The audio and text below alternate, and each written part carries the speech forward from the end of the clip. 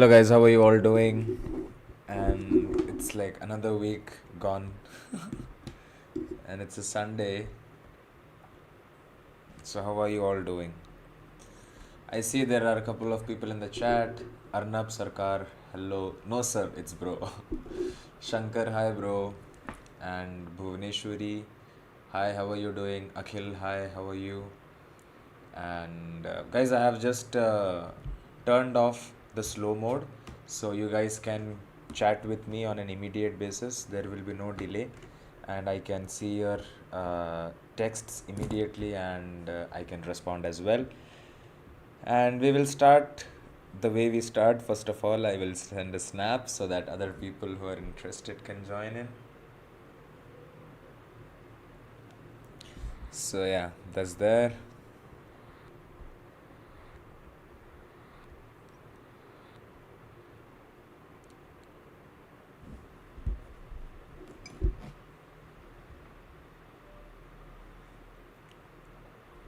So guys, what did you guys do today? Did you guys study? Did you guys go out? So what did you guys do?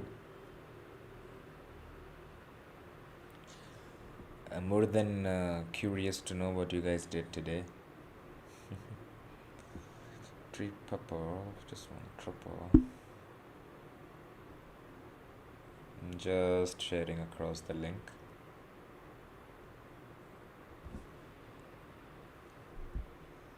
So this week, no videos, nothing was posted on the channel. It's because I wasn't much active. We are fine, bro. How are you? I am doing absolutely great. I was not keeping well. Again, health is as usual messed up with me. So once in a while I get sick, and then so yeah, that's like because I'm not sleeping, I'm not doing things and stuffs like that. So what do you guys want to talk about? I have a lot of things to talk about from the group, talking about placements, talking about internships, talking about interview preparations, talking about salary package, talking about which college to join. So there are seeing from Bangladesh. Bro, I am really grateful that you are seeing and you are supporting from Bangladesh. So yeah, just let me know how the situation is there, and I think it's pretty messed up there for the students. So yeah, let me know if the situation has improvised over time or not. Arnab, bro, I'm currently a second year student of biomedical. Bro, can you guide me from where I can start my gate preparation? And is there any online course for gate BME 2026? Okay, so I'll quickly take a note of it.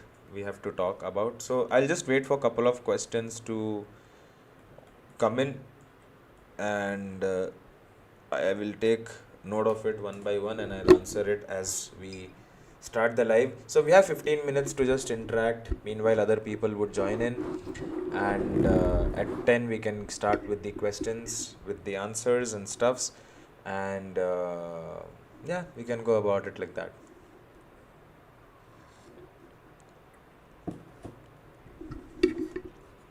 What else, guys? What else?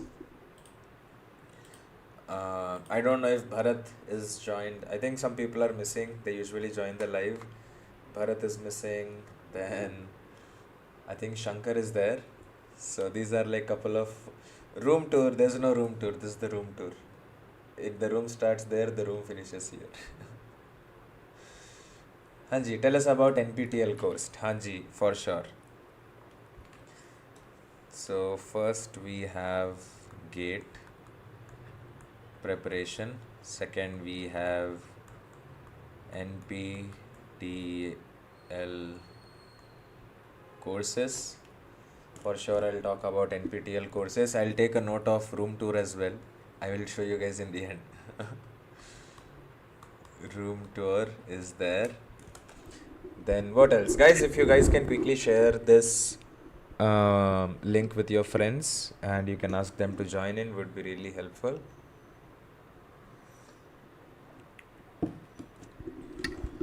Hanji. So, I'm just waiting for people to join in. Join in. Oh, Shankar, you're there. Nice, good to see you, man. So, I will quickly make a note of the questions that have been sent in the group. MS in abroad, is it worth it, and how we can join, or is there any exams for that? Okay, so the fourth option we have would be study abroad. You want to go pursue masters outside India? What is the process for that? So, gate preparation, NPTL, then third is abroad studies. No BME friends. I am your BME friend, bro. What else do you need? I only say that Bangladesh is not well conditioned at all. Pray for us. Our movement leaders are being arrested, but we are not afraid. Pray for us. For sure, bro. Keeping all the students in prayers, and I hope things will get better soon. And yeah, that's what I would like to tell you. Just be safe. Take care of yourself. Don't get into problems. And yeah, that's what I could say.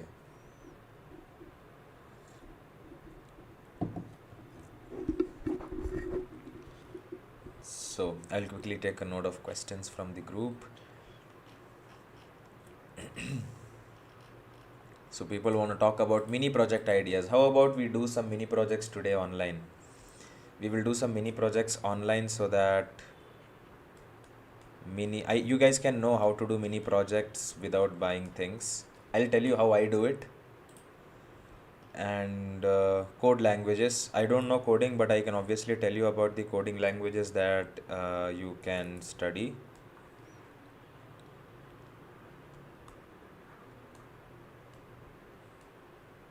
Coding languages.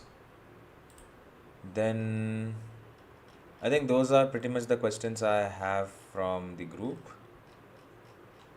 And guys, if you just joined the chat, please let me know that you are there. Please drop a hi, hello, something, so that I just want to make sure that the regular people who join the live are there. That's why I was asking you guys to drop a message. And we have 10 more minutes. Do you guys want to listen to some music? I'm in first year. I'm a first year student of biomedical engineering in Islamic University, Bangladesh. Okay, good to hear that. And so obviously you guys are not studying at this point of time because of the situation there. So what do you think? What subjects are you studying in first year? If you can let me know. Shri Shariar Shadeen. I hope I'm telling your name correct.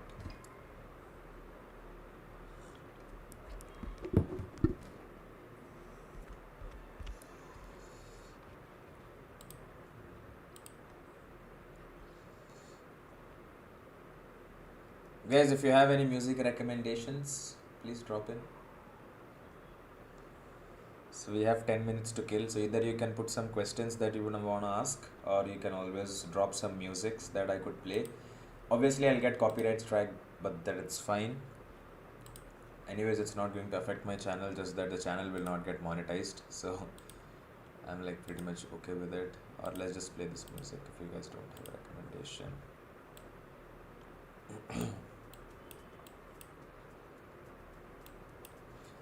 I'll come back to the chat. I think around 9 people are there.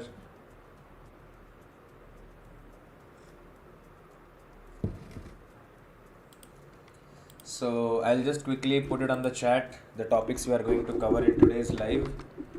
First is gate prep. Second would be NPTL. Third would be study abroad. Fourth would be mini projects. And fifth would be coding languages. The spelling is incorrect, ignore. And then last, we can just chit chat. Okay.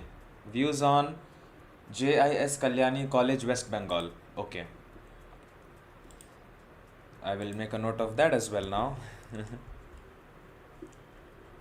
So 6 is JIS College, Bengal. So I'll tell you guys how to find out the best college, which college would be the best for you, so that every time you guys don't have to ask me how is this college. Instead, you can do the same steps which I follow to figure out how the college is doing, and how the system is like, how the education is like, and stuffs like that. So now let's just start with the session. I will quickly share this link with everyone because we are starting off, obviously.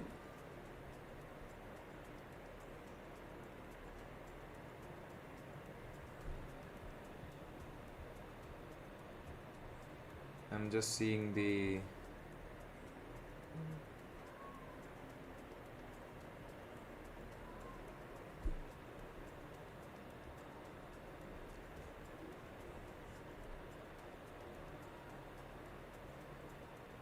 there you go.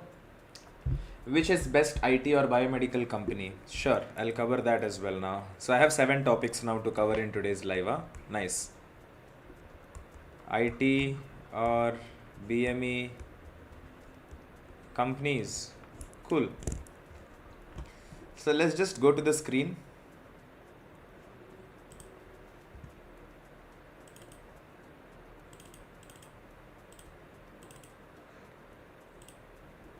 So I think you guys can see me clearly.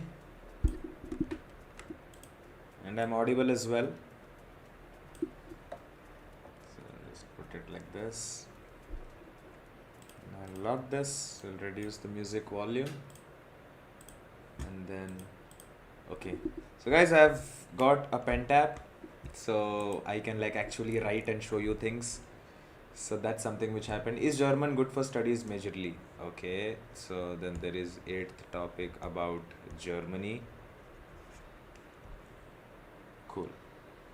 Chalo, I'll quickly move myself. I'll move my head to the other side and we'll start off with the topic one by one. Cool. So first thing, I will only write notes if it is required. So if it's not required, we will just go and see. Kevin John is there. So anyways, let's not mention those things on the chat, Mr. Kevin. Cool. So let's start with gate preparation. Okay. So what I'll do if I was in your place, first thing, gate preparation strategy for biomedical engineering. Cool. So if you guys see, just open this link, textbook. It is like a really good website. Now when you go through the website, there are steps given. Start your preparation as soon as possible, and as you asked it, since I believe you are in the second year, it's like a really good time for you to start with the preparations. So first thing, you have to understand, you have to like start preparation as soon as possible. Cool. And then second is analyze exam pattern and understand the syllabus, and this is the most important thing. Then you have to identify, analyze and solve GATE BME papers from previous years, which is basically solving old papers, which is step 3. And we'll break down each step one by one in today's live, okay? So that, let's see, without paying, how much can you prepare? And then learn and prepare from standard books. And that is step 4. Step 5 is mock exams daily and weekly, and then quickly preparing.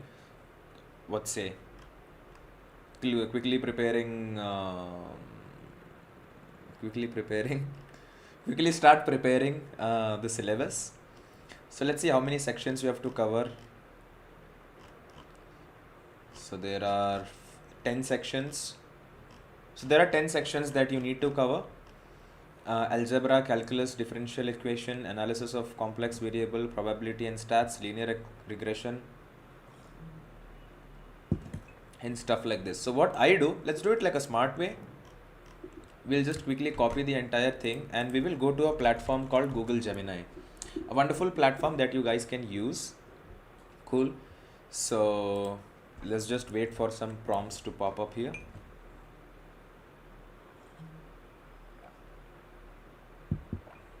Cool. So now I will paste the entire syllabus here, which is section 1 includes, and section 2 includes this many things, and section 3 includes this many things, section 4, section 5. So I'm just using AI to help me with like a proper routine which I can follow as a second year college student, and I believe that will really help you a lot. So we will just use Gemini to automate the task. So I have just uploaded all the syllabus. Now create let's say 2 year, you are in second year right now, 2 year plan to study the above topics and prepare for my GATE exam, which is biomedical domain. And also what we will be doing is also mention free resources to prepare. So guys, if you see what I did is I have uploaded the entire syllabus that was there in the website. I uploaded it, and then I have just given a 2 year study plan which I want, which I can like use to prepare.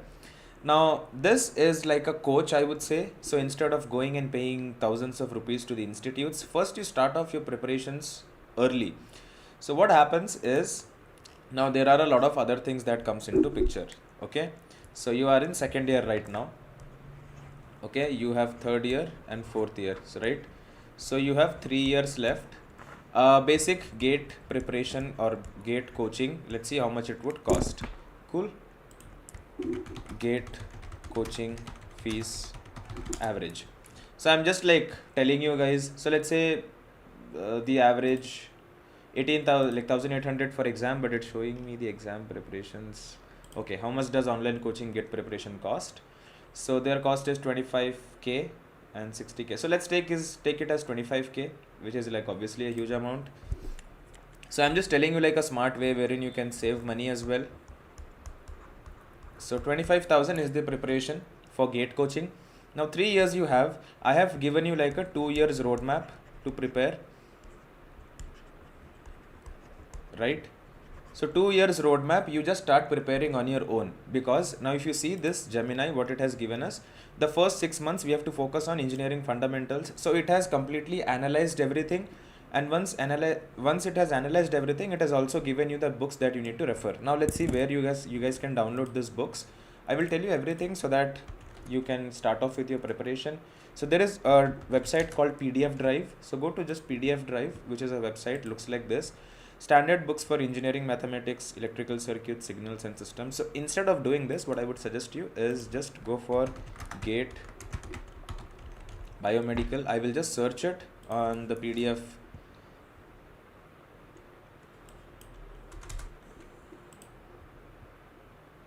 Cool. I'll just quickly move so that you guys can see. So you go to PDF Drive and you just search what kind of book you want. So this is the basic book which you would need to cover the initial parts of the preparation for GATE, which is like acing mathematics and general aptitude. So if you see the plan that has given, it has mathematics and basic electronics. So download relevant books from the website, which is PDF Drive, right? And then start preparing on your own. So you do this 6 months. In first 2 years, you have completed the basics.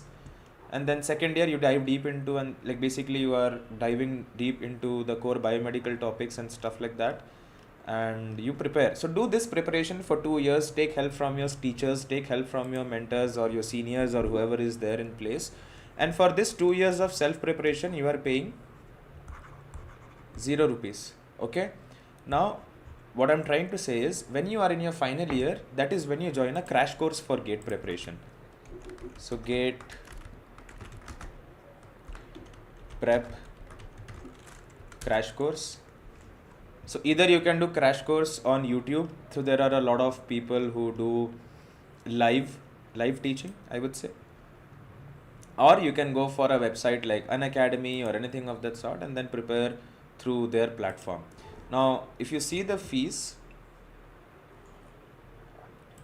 it is like 8,499 only for 2025 GATE preparations. But when you start preparing and when the exams approaching, that time you will have a lot of crash courses, which will be like 3,000, 4,000 rupees for revising everything and helping you prepare and brush up whatever skills you have. So basically you will be paying like 5 to 6k.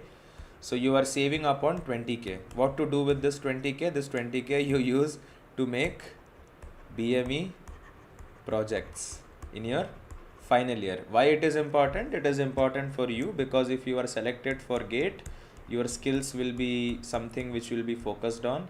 Then they will be focusing on your like obviously grades will come first, then skills. Then after skills, they will check how good you are with your soft skills, which includes communication, which includes uh, how you are able to adapt to a new place and stuff like that. Cool. So if you are in second year, prepare 2 years with all by yourself. The problem is, bro, Unacademy, physics wala do not provide preparation for BME. See, I don't think there are specialized GATE preparations for GATE biomedical coaching. It's offline. I don't think it's online. It's there or not. GATE biomedical engineering coaching online and offline. Okay, yeah, there you go. So there are some websites you can refer.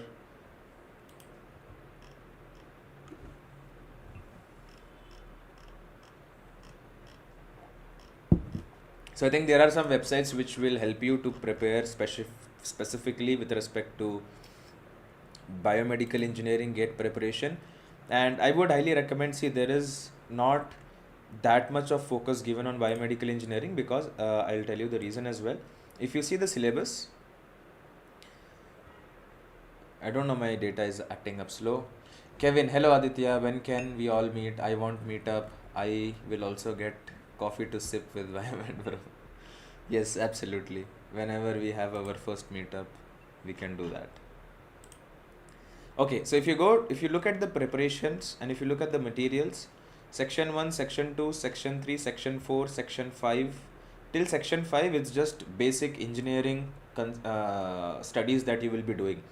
After 5 sections, 6, 7, 8, 9, 10, these are the core sections where biomedical core concepts come into picture, and that is where you have to prepare. Now, this cutoff, let's see like how much is the cutoff for biomedical engineers. So last year's cutoff, it's not announced yet.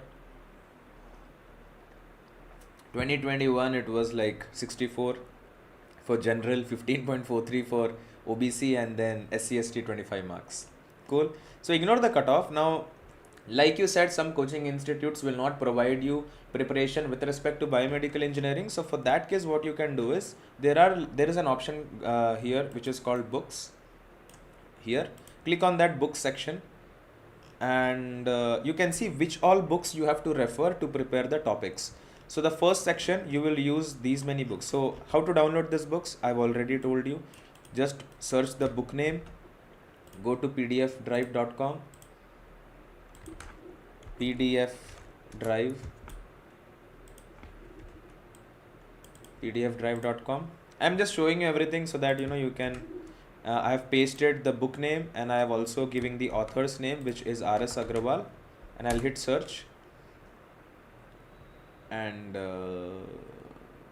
yeah, I think this one is the one. That was R.V. Praveen. I think this is. So you just have to search which book is by R.S. Agrawal. I think that book is not available in this website. Let's see if this book's available. McGraw-Hill Education. Yeah, there you go. But there's SAT not there. Let's just see the another book that is there. Aryan publication will not be there. So for English, this is the book which you can refer. This is like a very famous book by Wren and Martin to improvise your English, which includes aptitude and stuff like that. So it's there. Can you see Wren and Martin? I will just download it.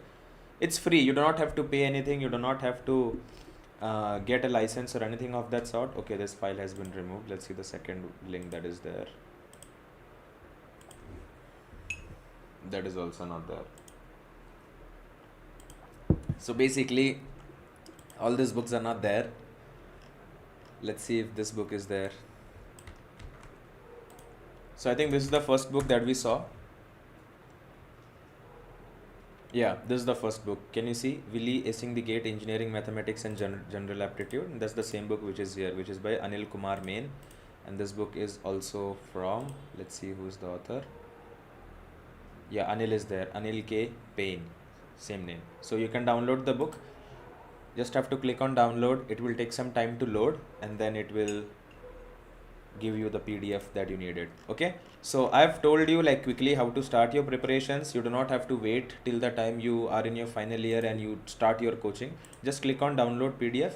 It will download the entire book on a PDF format, and which you can open, and it will look like this. Can you see? So I've just downloaded like a book from the website. So just start your preparations, try solving as many problems as possible, and you can just hit off with your gate preparations. Cool. So I think that was helpful, Arnab Sarkar. So you guys can quickly tell me if that was helpful. Cool. So I believe we are done with the first one. the first one, the first topic, gate preparation. Any doubts, anything of that sort? So we'll just cross this off. Second one was NPTEL. So let's jump to NPTEL. So I'll just search NPTEL. If you guys don't know what NPTEL is, it is basically a government website from where you can start doing online courses completely free of cost. You can get certificates and stuff like that. Harshan S, link please. Absolutely, I'm sending you the link for the gate preparation website which I referred, which is here. This is the website from where you can figure out the preparation materials and stuff.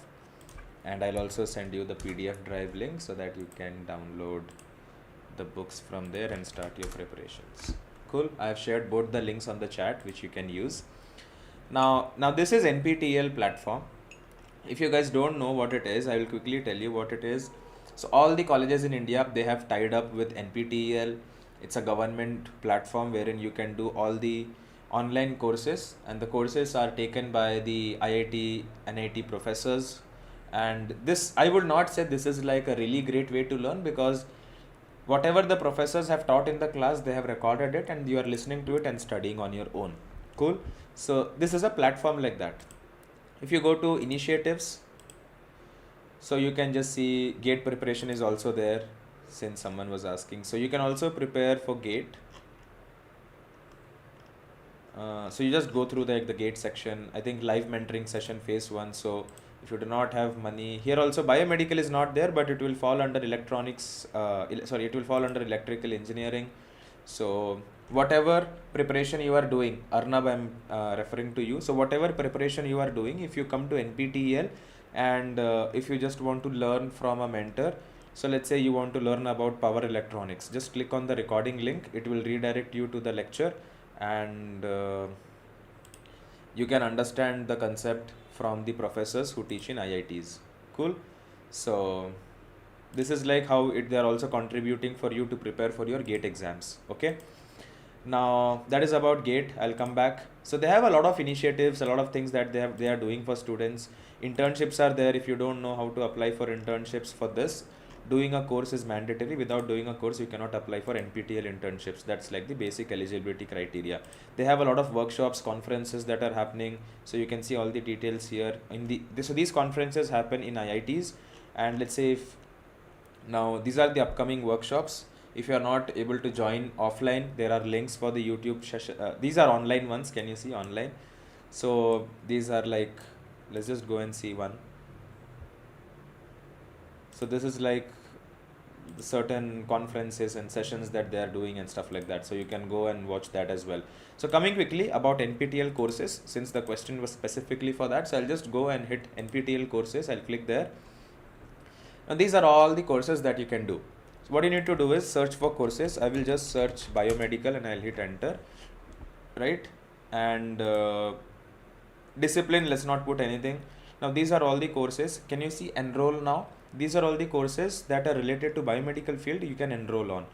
So if you are in first year, I will recommend you, or in the second year, I would recommend you to take courses like this, which is biomedical ultrasound, fundamentals of imaging, and micro machined transducers and stuff. So if you click on that, let's say if I have to enroll for this, I'll click on that, enroll now.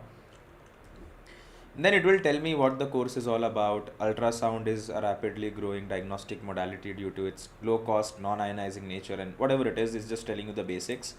Then you go to the download section, you can download all the lectures that are there. Associates are not available. Who are teaching associates? After you watch the recording, if you have any doubts, any questions, so there will be teaching associate slots available here. So you can click on the slot and clear your doubts directly from them. Then course statistics is not there yet, toppers list is not there yet, certificate type is not there yet, feedback syllabus, because like the course is not started, but you can go through the syllabus, which is something like this: week 1 basics of wave propagation, spatial intensity, scattering, piezoelectricity, introduction to clean room classification. So a wonderful course. These are the things which you will never learn in your college. So you can take up courses like that. Now what happens is, let's say I enroll for this course. I will just quickly enroll since you guys are there. Maybe, I don't know. Cool. So you have to click on, can you see right top, my mouse is moving, it says Swayam certification. So you can click there. Once you click there, it will redirect you to this page, which is the Swayam portal, from where you will be studying and you will be submitting your assignments and things. So just go through everything, and this is the introduction. You can listen to that as well quickly if you want. Welcome to Biomedical Ultrasound, Fundamentals of Imaging and Micromachine Transducers. I'm Carla. Arteries carry wind.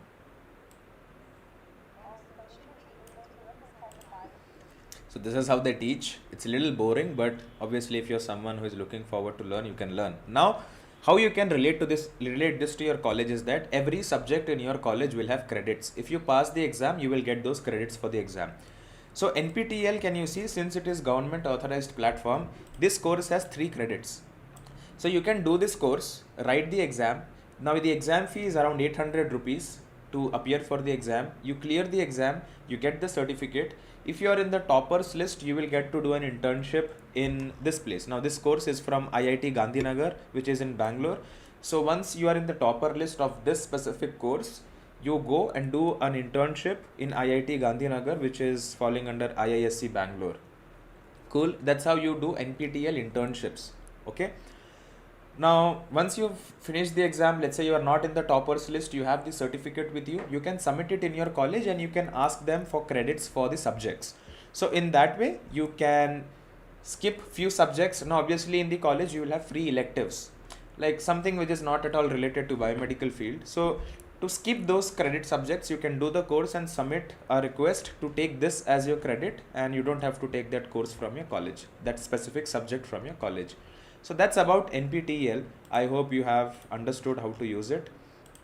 So I'll just quickly share this link as well for you, which is about NPTEL courses. Cool. Any doubts related to NPTEL or any doubts related to specific thing? So what I would suggest is, don't do biomedical courses from NPTEL, because anyways it's going to be boring. So try something new. Let's say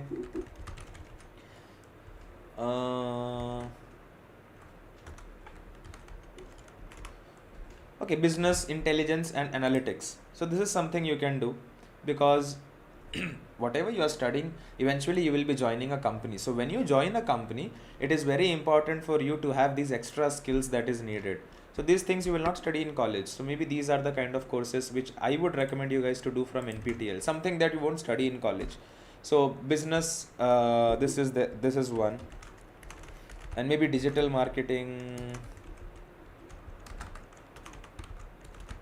not there. You can do embedded C, EMBEDD, embedded systems, embedded C, something like this. If you want to do a lot of projects, MATLAB based programming in chemical engineering, scientific computing using MATLAB. So again, this is the one which will be useful for biomedical students, which is continuous control system, CCS, or C, it is also known as linear control systems or something like that. So basically in control systems, what you do is, a human body is converted into a mathematical equation, and then it is creating a problem and you are solving that problem. Very confusing.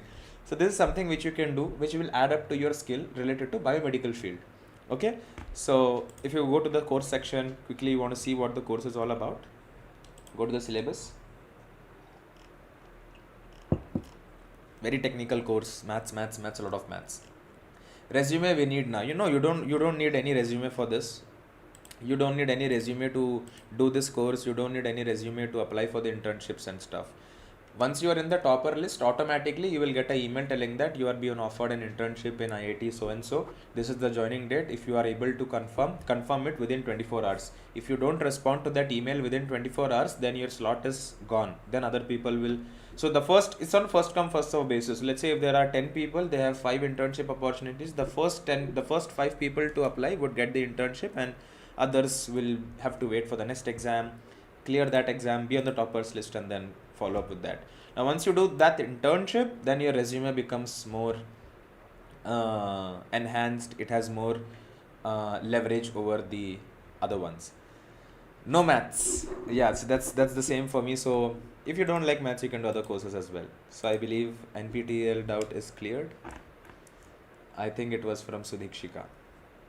If that doubt is clear, we'll strike this off as well. What else? We'll go to our study abroad as well. Now, study abroad is so again, this is like a very controversial topic because a lot of people have. Is there any criterion for internship? I think you have to be a second year or a third year biomedical engineering student. Let's just see, eligibility for NPTEL internship.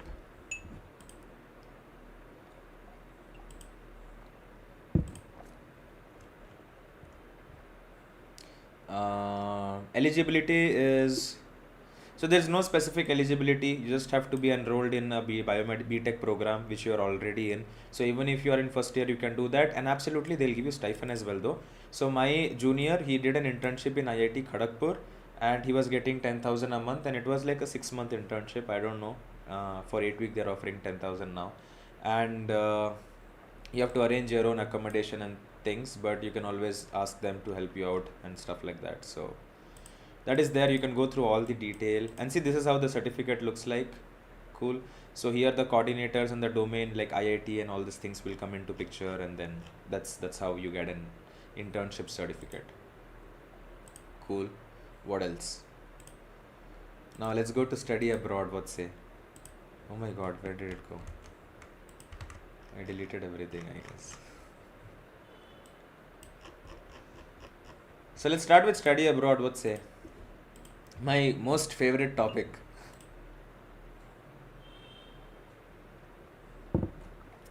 Let's jump into study abroad. Cool.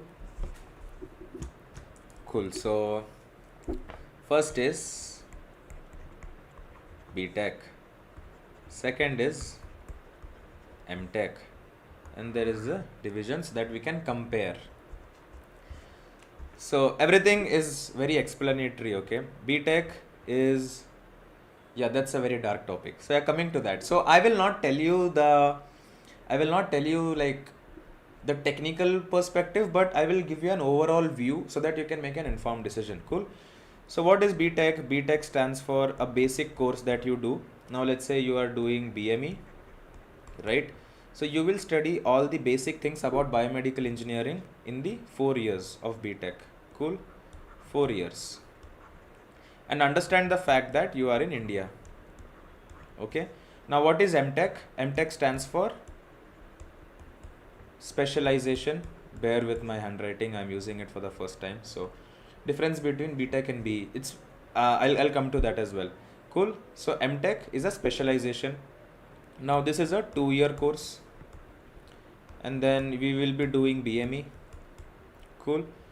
Now to do the specialization, do you agree with me that you need to understand the, oh my god, that's really bad. How do I erase it?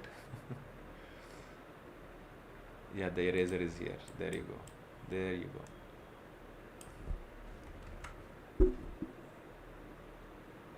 Just give me a second, guys. I'm just getting used to this. I think I was here writing with this or this or this. I don't know. Whatever it is. Let's go. Cool. So to do masters, you need to understand the basics first. I'll just change my camera position. Cool. Any course related to biology, BSc, MSc.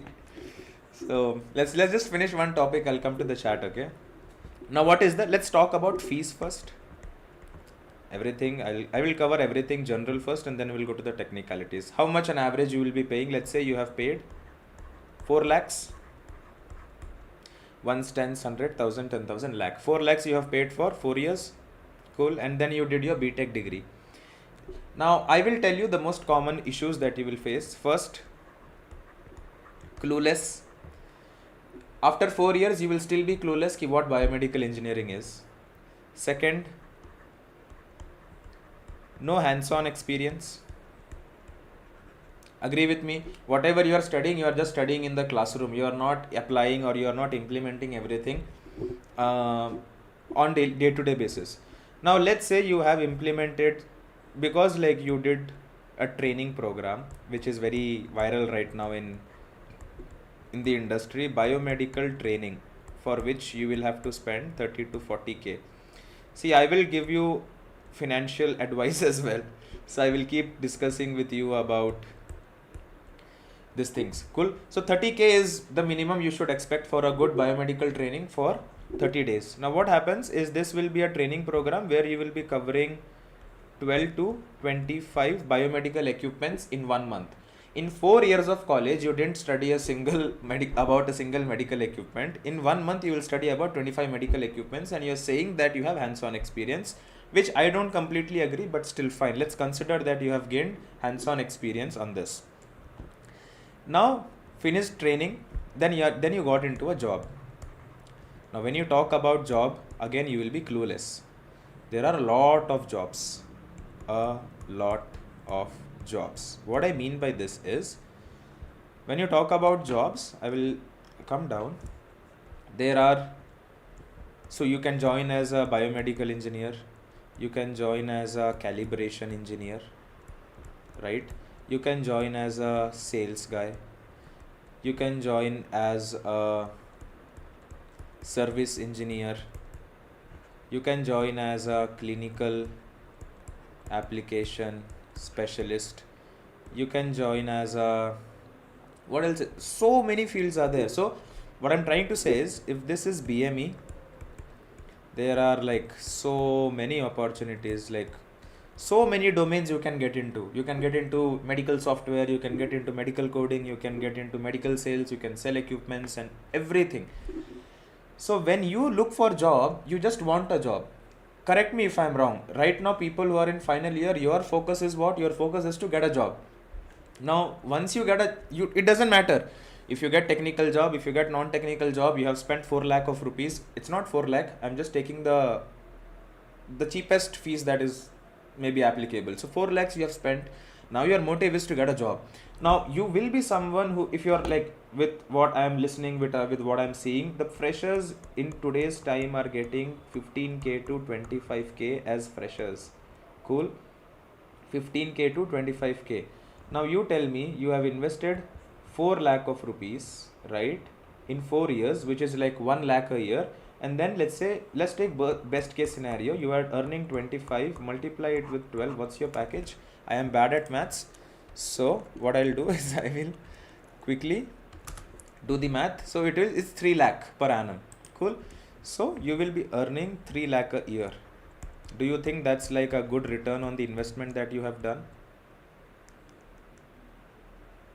I don't know, something went wrong. Do you think that's a good investment for you? You have studied for 4 years, you have invested 4 lakh of rupees, and then you are settling down for a 25k job. Yes or no? If you guys are on the chat, just tell like yes, no, do you agree with me? Bro, mine is 10 lakh per annum as a fresher. That's good. But you shouldn't tell your CTC to everyone. Don't be like Kevin. So coming back to the conversation, I will just make this column a little more bigger. Oh my god. Yeah. Cool. So cool. Let's say you have started working as whatever field you want. Like you can just take example of whatever field you want. And let's say you started working there for 25k. Cool. 25k is your salary. You are a fresher. Now what you will do, now a lot of people are there who will do who will do masters immediately. Now let's take their example. Okay. So see, this is a very like controversial topic because everyone will have different perspective. So I will just tell my perspective and why I feel that this should be like this. So as I said, MTech is all about, bro, it's college fee. Oh, college fee. My bad.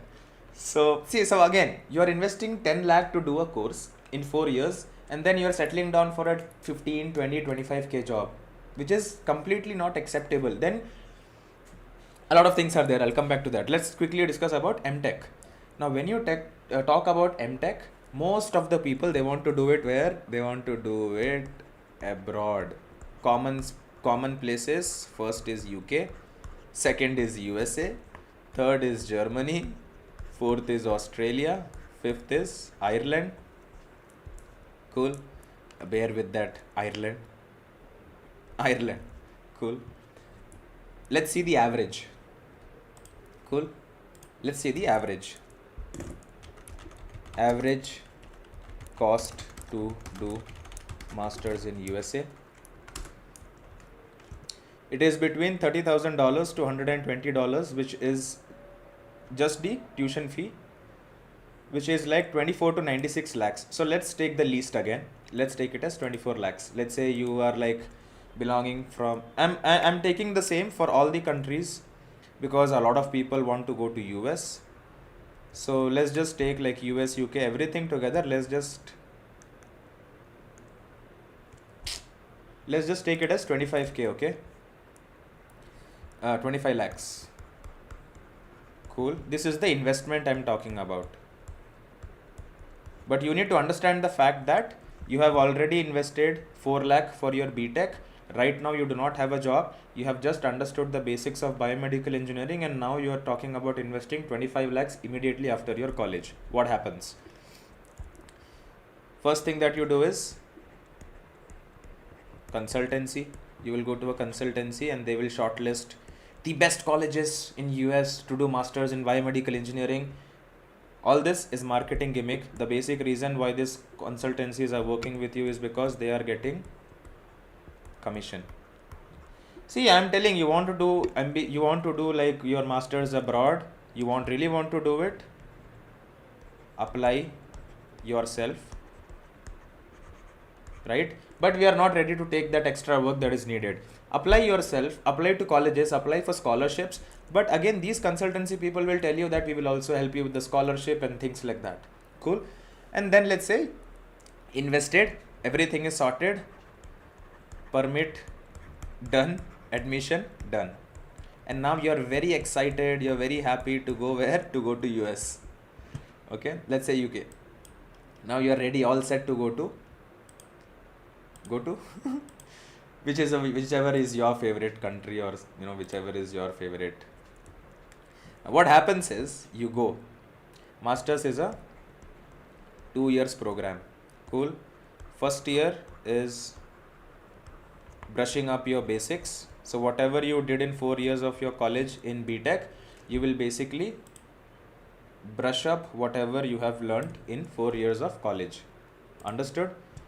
Now once that is done, once you brush up your skills, then second year, so this is first year and this is second year. In second year you have to take a specialization.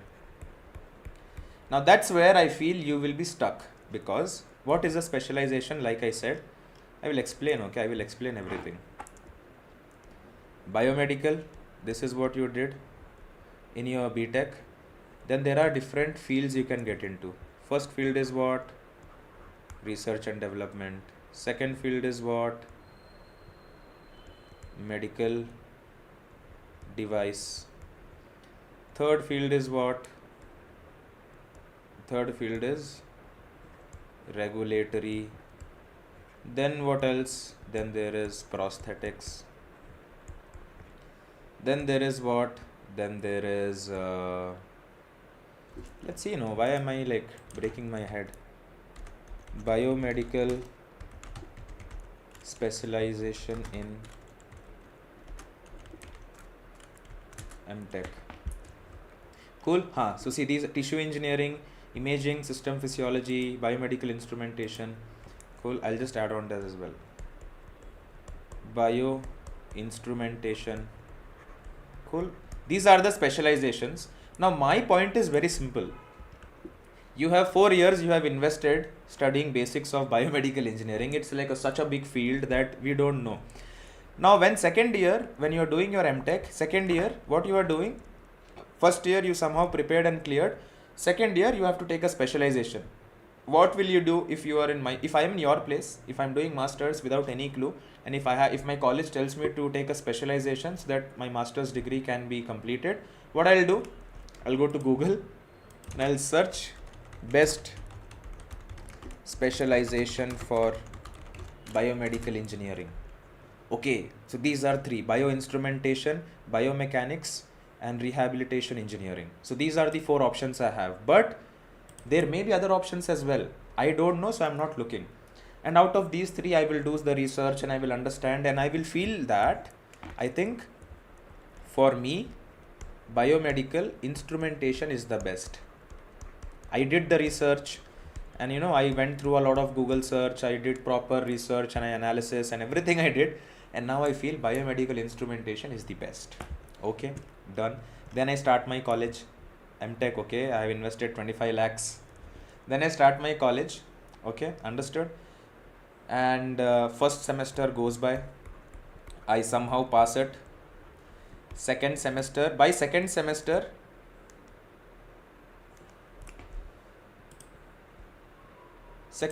when I'm starting, oh my god, this is annoying. Second semester when I'm starting, I realized that biomedical instrumentation is fucked up. It includes a lot of maths. It includes a lot of technical things. And it includes a lot of things which I don't like. Now what happens is, let's come back to BTech. Okay. So BTech, you as a fresher, you are earning 25k. Okay. Now I will tell you the difference. I'm comparing both individuals. Okay. This is like the person who has done BTech is first person, and the person who has immediately gone for his person 1, and this guy is person 2. Okay. Now in this 1 year, what he will do, what a fresher will do, he will get hands-on oh my god. What he'll do, he'll get hands-on experience. He will talk to biomedical engineers. He will understand how the industry is working. Okay. He will know after like 1 year, if I ask you, you are a biomedical engineer, you are working from last 1 year, and then if I ask you, what do you think is the future of biomedical engineering? And now I may tell you that I think AI, ML, data analytics, and innovation. There's a program, innovation and design. These are the best fields for me. If you ask me, I have spent 2 years working.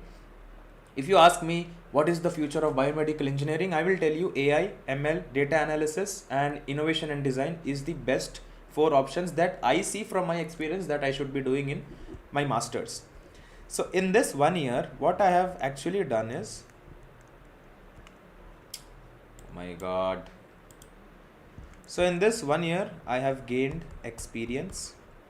I am more focused with my goal, and I know what I want to do. Correct?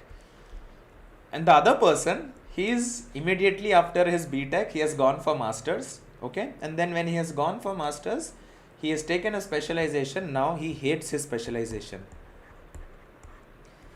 Now I will show you what are the chances of me getting a job after masters in USA. Can you see the average salary of MS graduates in USA is around $74,000 to $74,000 is the average. The projected job growth for most jobs in USA. Okay. Yes, Indian students can get jobs in the US after getting master's degree, but it depends on a number of factors. What are the factors? For example, demand and opportunities may vary across different sectors. It is important to align your field of study and skills and market demands. Now, so first thing that you need to understand is you have to get a job outside India. If you have to get a job in the US, what factors you need to understand is demand, whether there is a demand for biomedical engineers in the US. Cool. Some of the most in demand things are engineers, health workers, software professionals, and whatever, blah blah blah, whatever it is. Now, there's a question: is it hard to get a job in the USA after masters? MS graduates can earn annually about 94,000 US dollars. Nevertheless, getting a job in USA is a competitive field these days. Exactly, what's my point?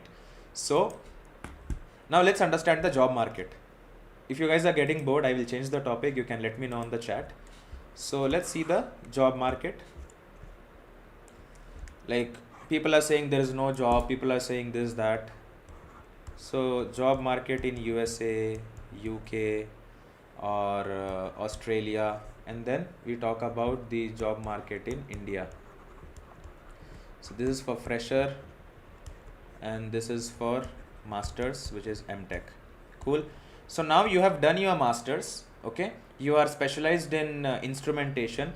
Now what happens is, now you start applying for jobs in the US, okay, and trust me when I say this, in the US people prefer people prefer hiring candidates who are from the USA. What I mean by that is domestic. Cool. Second one is cost of living. Let's see average cost of living in US if you want to have a decent life. Average cost of living in USA. It's around 3,500 per month. Let's say you want to live like a king. USA per month, depending on your location, lifestyle. So let's take it as $3,500. Cool. So average cost of living there would be $3,500, which if you convert into Indian money, 3500 USD to INR is around 2,93,000. So that's per month, okay, 2,93,000 rupees. So in Indian rupee, it will be around 2,95,000 rupees. 93,000. I'm just rounding it off to 95,000 rupees. That is cost of living. Then third, feelings. What I mean by this is, you are not in India, so obviously you can be victim of racism. You can also, like, you can always feel that other people are very favorable, like the domestic people who are maybe in the state are feeling more where they are more favorable towards them, more kind towards them. So you always get that feeling that you are an outsider. Again, this is from my perspective, you may not feel the same, so I'm just talking from my perspective.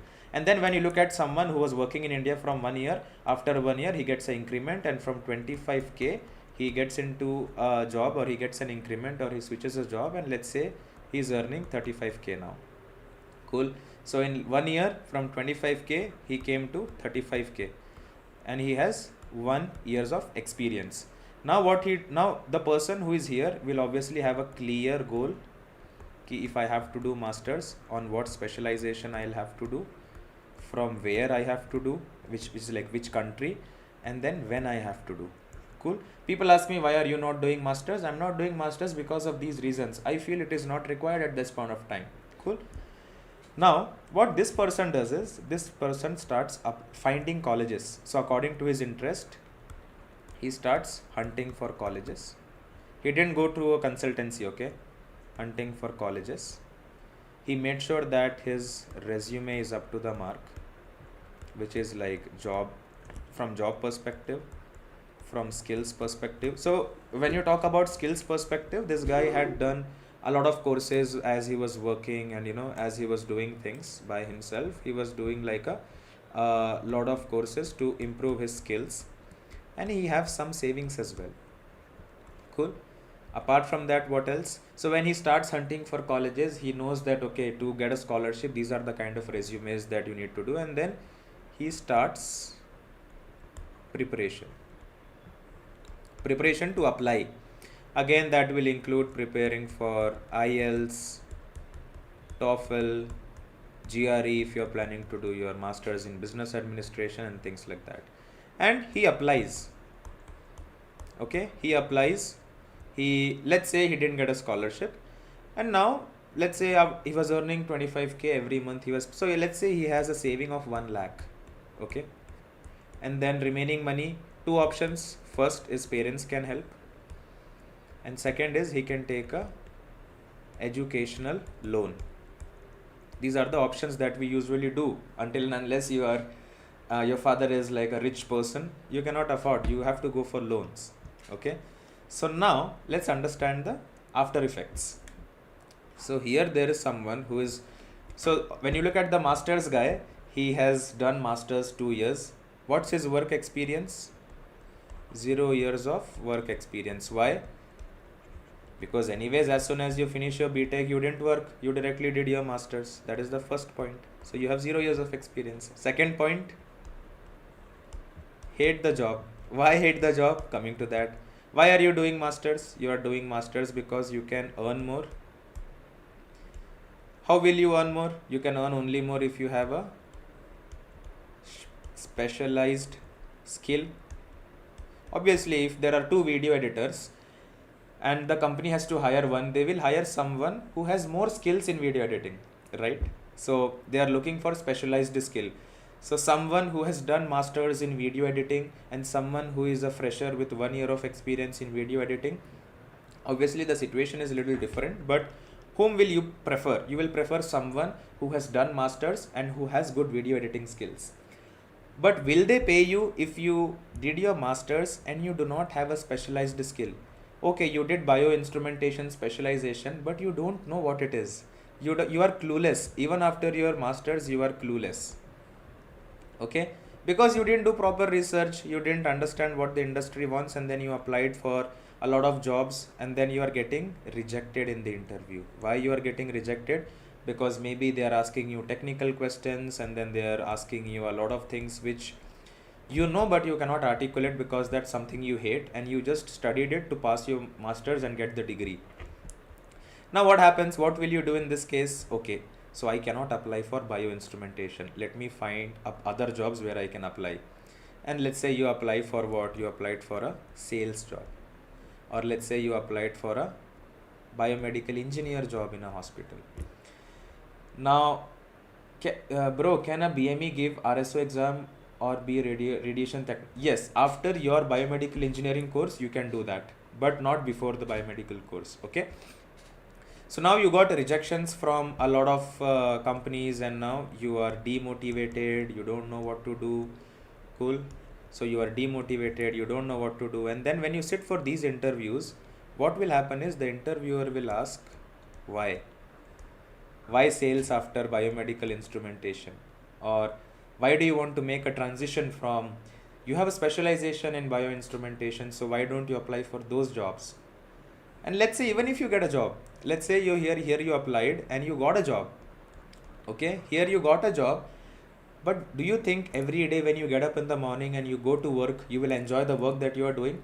Just because you did specialization in that and just because the company is paying you more, you will not enjoy the work that you are doing. But on the other hand, if you see this person, 1 year of work experience, applied for colleges, got into a college, and then let's say he invested 20 lakhs, okay, 25 lakhs, keep the same, 25 lakhs for his education. Don't you think he will always have upper hand? Why? Because he is doing what he wants. Obviously he is studying what he wants to study, so obviously he will put in the efforts. He will actually love his studies and try to be a master at it. And then when you graduate, can I say that chances, obviously like chances are more of getting hired? Can I say that he has more chances of getting hired? Why? I will tell you the why as well. Why he has more chances of getting hired? The first is he is skilled. Second is he has experience. He has 1 year of experience because after BTech he went for work. Then he can ask for more salary. Why can he ask for more salary?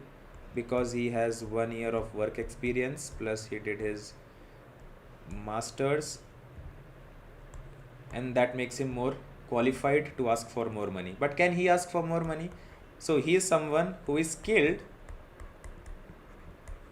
but only through college. Can I say that he has never worked in a hospital? So if I tell him to come work in a hospital, it will be new to him. It will not be something that will be very easy for him. So he is someone who will be skilled but only through college. Whatever practicals also he has done in his college. Second, experience. No experience because he has not worked anywhere so far and he is clueless as to what exactly is needed in the future. And third thing, no salary negotiation. I would say no is because let's say the HR is telling him to join for let's say 40,000 per month. Okay, you have to work for 40k. You cannot go and say that I want 50k. If you say that, what will they say? You have 0 years of experience.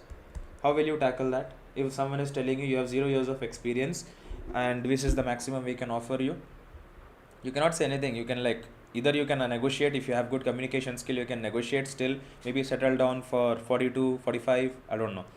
But if you talk about this guy and if he's getting 40k per month, okay, and he's sitting in the interview and he's telling the interviewer that I have 1 year of experience, I have done my masters, okay, and I think I am capable to perform well in the organization because of my experience I have, because of the specialized degree I have, and the kind of internships I have done, whatsoever reasons, can I say that he has more chances of getting settled for 45k than compared to the MTech guy? Agreeing my point, understanding my point. That is, so I still not haven't come to the main point. Now let's come to the main point. So after everything, what is your conclusion? What do you understand from this? My understanding is very simple, is finish your BTech. This is the roadmap that I tell. Once you finish your BTech, second is work. Third thing is improve your skills. Fourth thing, once you improve your skills, what you want to do. Okay, you did biomedical engineering, you want to develop medical equipments, or you want to sell medical equipments, or you want to code and build equipments like the softwares, or what exactly you want to do. Once you understand what you want to do, you do research to understand which are the best colleges. Once you understand which are the best colleges, the sixth step is you make a list of colleges. Once you make a list of colleges, you do sample applications, or you reach out to LinkedIn and see who all are studying in that university, take help from them. Once that is done, eighth step is see finances. Very important. How will you manage your finance? How will you manage your cost of living? How will you manage the entire expense for the studies? And then finally, that is when you apply. And when you apply, you actually are someone who has vision on what you are going to do. You have a goal which you are working towards in the 2 years, and then finally you are looking for a job. And the best thing about this is you're doing in US, okay? You are doing it in USA. You have taken your masters. The benefit is that you have 1 year of experience in Indian market. Let's say worst case scenario, you are not getting hired in the US, you can come back to India with the master's degree from the US and then straight up apply for high paying jobs which are 50k, 60k a month, because you have done, you know, the domestic market, you went internationally, studied everything, understood the international market as well, and then you're coming in and you're killing it in the Indian market. And what happens here for the MTech guy? For the MTech guy, finished his BTech, immediately went for MTech. Third thing, no experience, 0 experience. Fourth thing is confused. What kind of job? How will I get job? What job is needed? Fifth thing is money is gone. Sixth thing is, I am not telling this only will happen. What I'm telling is, this is the common things that I'm seeing happening. Cool, money gone. Then you feel demotivated. Then you start feeling guilty. Then you start overthinking. How will I get a job in USA? Okay, you don't get a job in USA, you come back to India. You come back to India and what? Apply for the jobs where you are getting 20k a month even after you have done your masters? No, let's say you will get what? 30k a month? Because you do not have work experience, how will you ask for hike even though you have master's degree from the US? So now you guys tell me, what do you think? What is the best? Doing masters immediately or doing masters after 1 or 2 years of working in a company, understanding what you have to do and things like that? Coming back to the chat, if one person did job after BE for 2 years, on the other hand, person two did MTech in decent field, same duration 2 years. So if both of them are applying for same job post, who get preference first? See, that will completely depend on the company who is hiring. See, now imagine, right? What will you do? You tell me. Take this situation from your perspective. You are an HR, okay? You are an HR and you have two profiles, like you said, person 1, person 2. Person 2 has 1 years of experience, skilled, and salary is around 20k, and his resume is also good.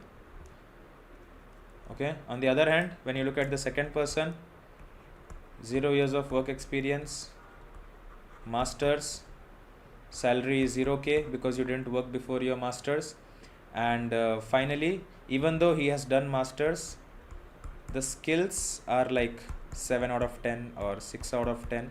If you are 10 out of 10, you don't have to worry. And I am not even if you ask me how much I would rate myself about the knowledge in biomedical engineering, I would say 4 or 5 out of 10 because I still don't know what I'm doing. Cool. Now you tell me, will you go and hire? And the budget for this role is 40k. Okay, so 40k is the salary that you can offer. You have two options in front of you. Option 1 has 1 year of work experience. He is skilled. He has worked in the market. He has interacted with the professionals, and his resume also talks for himself. Second person, 0 years of experience, has done his masters. Last drawn salary was 0 because he has never worked anywhere, and the skills, he is like 7 or 6 out of 10. Now I will tell you what an HR would think. 40k, okay, there are two people, person 1, person 2. Person 2 already is getting 20k. I can push for 30k. End of the day, the plan of the HR is to save money. And the masters guy, he has 0 years of work experience. He's not getting anything, so maybe I'll hire it for 35k. So these kind of situations starts coming into the picture when you talk about hiring, which company will hire, which company will not hire. So these things will depend on these conditions which I mentioned. So now you tell me, like you guys would tell me, will you go for person 1 or will you go for person 2? And you're talking about Indian market. And one biggest drawback here is that you have done your masters in US and you couldn't get a job, okay? And then you came to India. So can I say that the first thing that the person would feel is that he's already rejected from there and now he's come to India and finding job in India? That will always create a negative impact on your profile. But on the other hand, the first person can even go for MBA right now, not work for a year. He can also start like work in a new job and then do MBA or masters. I want to do MBA, so I'm talking about MBA. So now you guys tell me, what do you think? As an HR, which person would you hire? So I explained you so many things. Now you tell me, maybe in the chat, you guys can quickly tell me.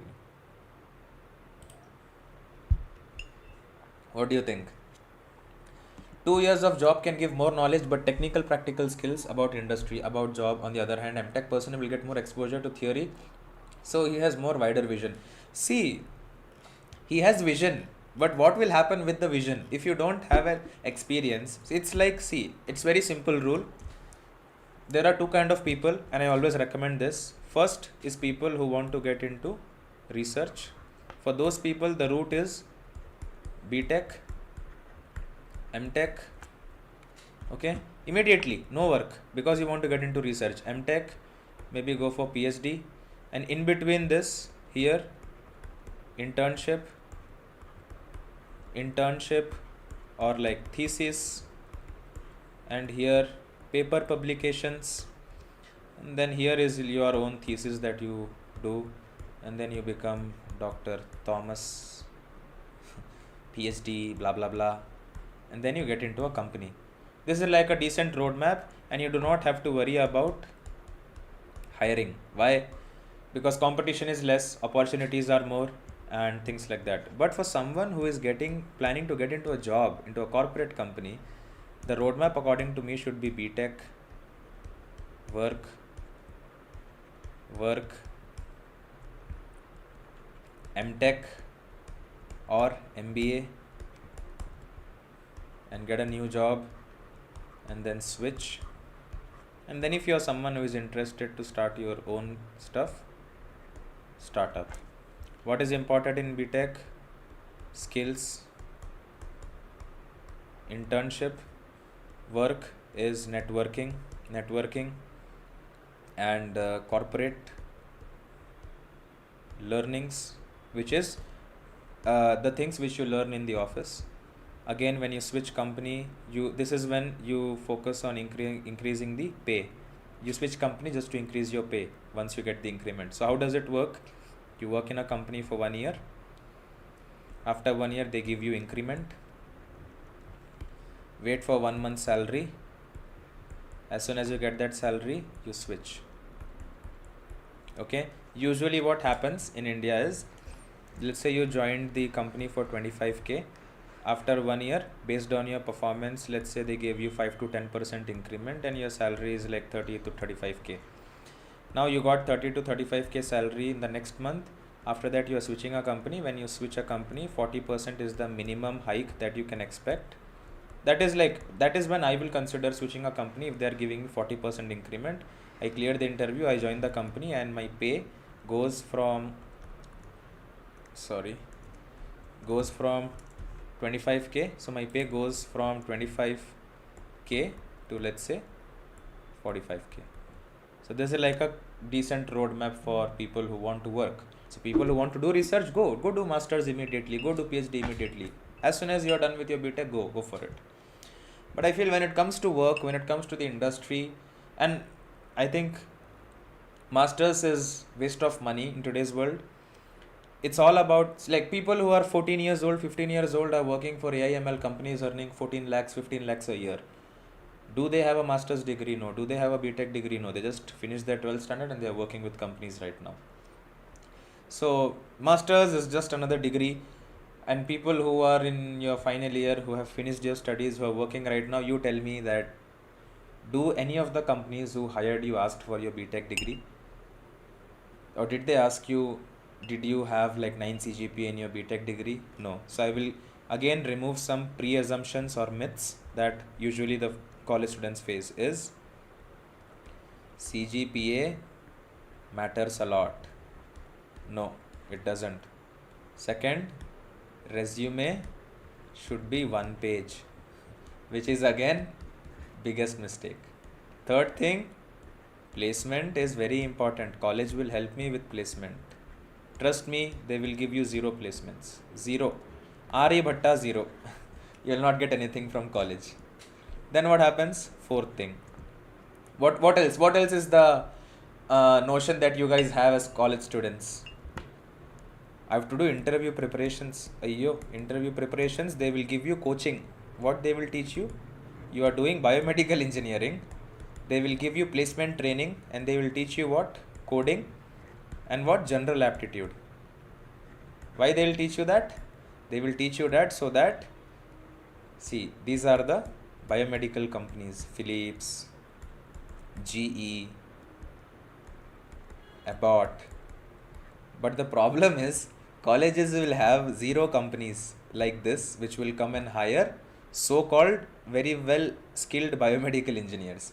So what is the college's purpose? The college's purpose is to do marketing for next year, because they have 100% placements. But we are poor people, we don't realize what exactly is happening. So what happens is, they are teaching you and they are giving you rigorous training on coding and general aptitude, So that you can do what? Any guesses? So that you can do what? Very simple. They are giving you training. They want 100% placements. So now what is the end goal? Chat, anyone? It's just what I'm thinking. What do you think about this perspective? So I think, Bharat, I have just like explained that question. After 1 or 2 years only, bro, need money and skills to do math. Yes, absolutely. You're correct. You're on the right page. Which we can have after a job. Absolutely. So basically, the colleges are training you on coding, on aptitude, and all this is because you can join which companies? IT companies. IT companies like TCS, like Infosys, like Accenture, like cool Accenture. Now all these companies, they do mass hiring. They will hire lakhs of students every year, right? And trust me when I say this, out of 100 people who these companies are hiring, maybe like 40 to 50 people will get the offer. The other people will be waiting for years. They will send me the offer letter, my joining will come, my this will come. But we don't know. If you're unlucky, you will never get an offer. Now, how much these companies pay? So these companies, TCS, Infosys, Wipro, Cognizant, you know how much these companies will pay you as a fresher? 20k to 25k after tax deduction and everything. This will be around 18k to let's say 24k between this. And then you did biomedical engineering. Now you're working for IT company, and then you can do MTech, but you cannot do it in biomedical. Why? Because your domain has changed. What has changed? Domain has changed. From healthcare, from biomedical, you have now shifted to IT, which is software.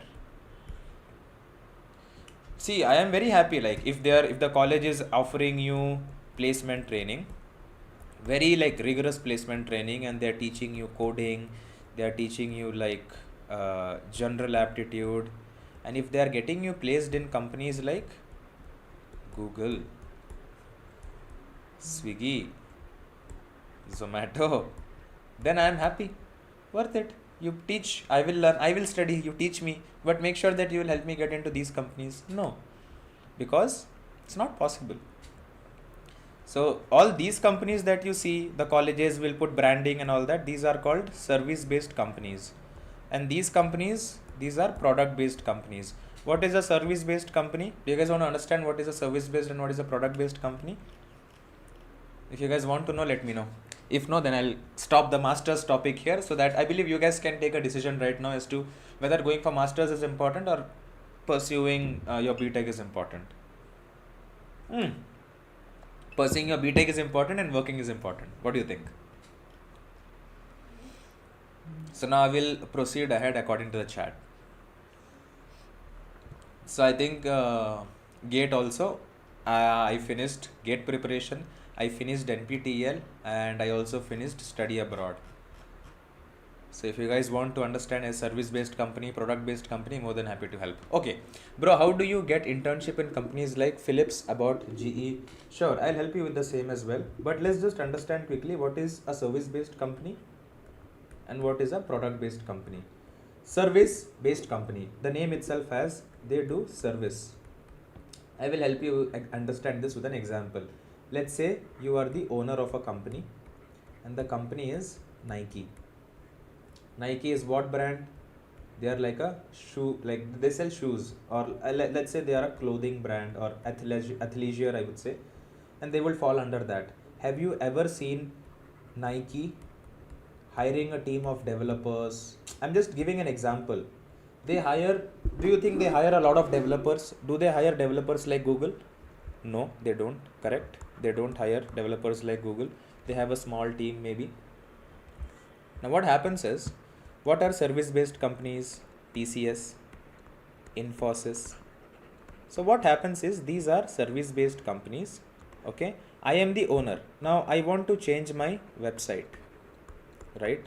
I want to change my website completely. I want to add a lot of details. I want to do like amazing stuff which my developers cannot do.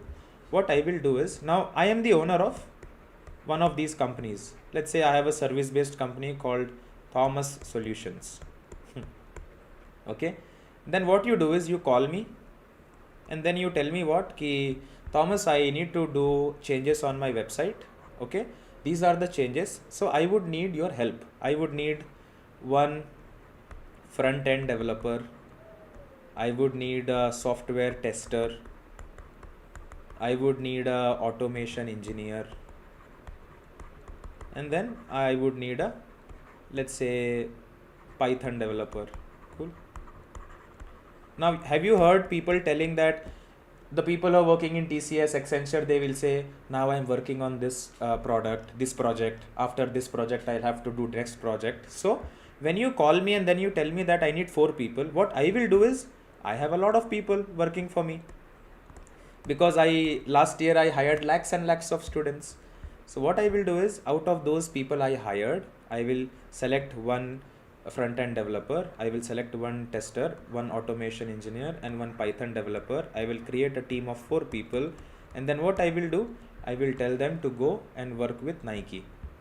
So that's when you say that, okay, I am working with Nike for their project, but you're just freelancing. So basically you are freelancing, but through TCS or one of the service based companies, and that's exactly why they'll be paying you peanuts. Now once Nike's requirement is done, Nike will send the money to me, which is the owner, and out of the money I received, I will pay little money to the developers as a monthly salary. Understanding the point? Now what is a product based company? As the name itself says, they have their own product. Can you tell me some companies in the chat? Anyone? Example of product based companies, the companies who have their own product. It can be software, it can be hardware, it can be anything. Product based companies can be like Blinkit, like Swiggy, like Google.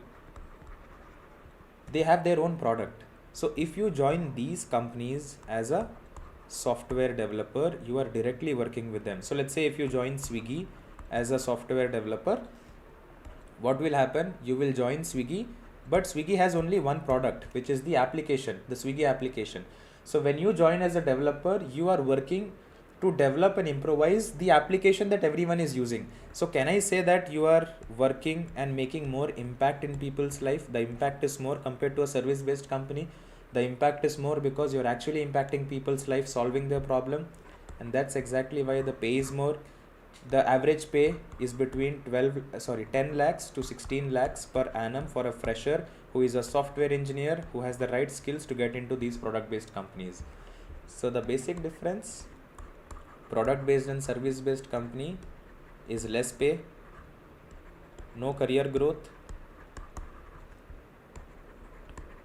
no new learnings, but in product based, pay is more, growth option is there. Why growth option is there? Swiggy, Zomato, these applications implement as soon as a new technology comes into picture. Understanding my point? AI or whatever, they are using it. So if they have to use it, they have to learn about it, and right, and then obviously like they are also new learning new technologies as well. So now you tell me, if a college is offering you a job in Google, Microsoft, Amazon, even after you are doing BTech in biomedical engineering, I will be happy. But these colleges are saying that we have 100% placement, we route students to TCS, Infosys, and things like that. So I'm completely against that. But again, I'm not telling that colleges are the only reason. The problem is with students as well. They are clueless. Why did they join biomedical?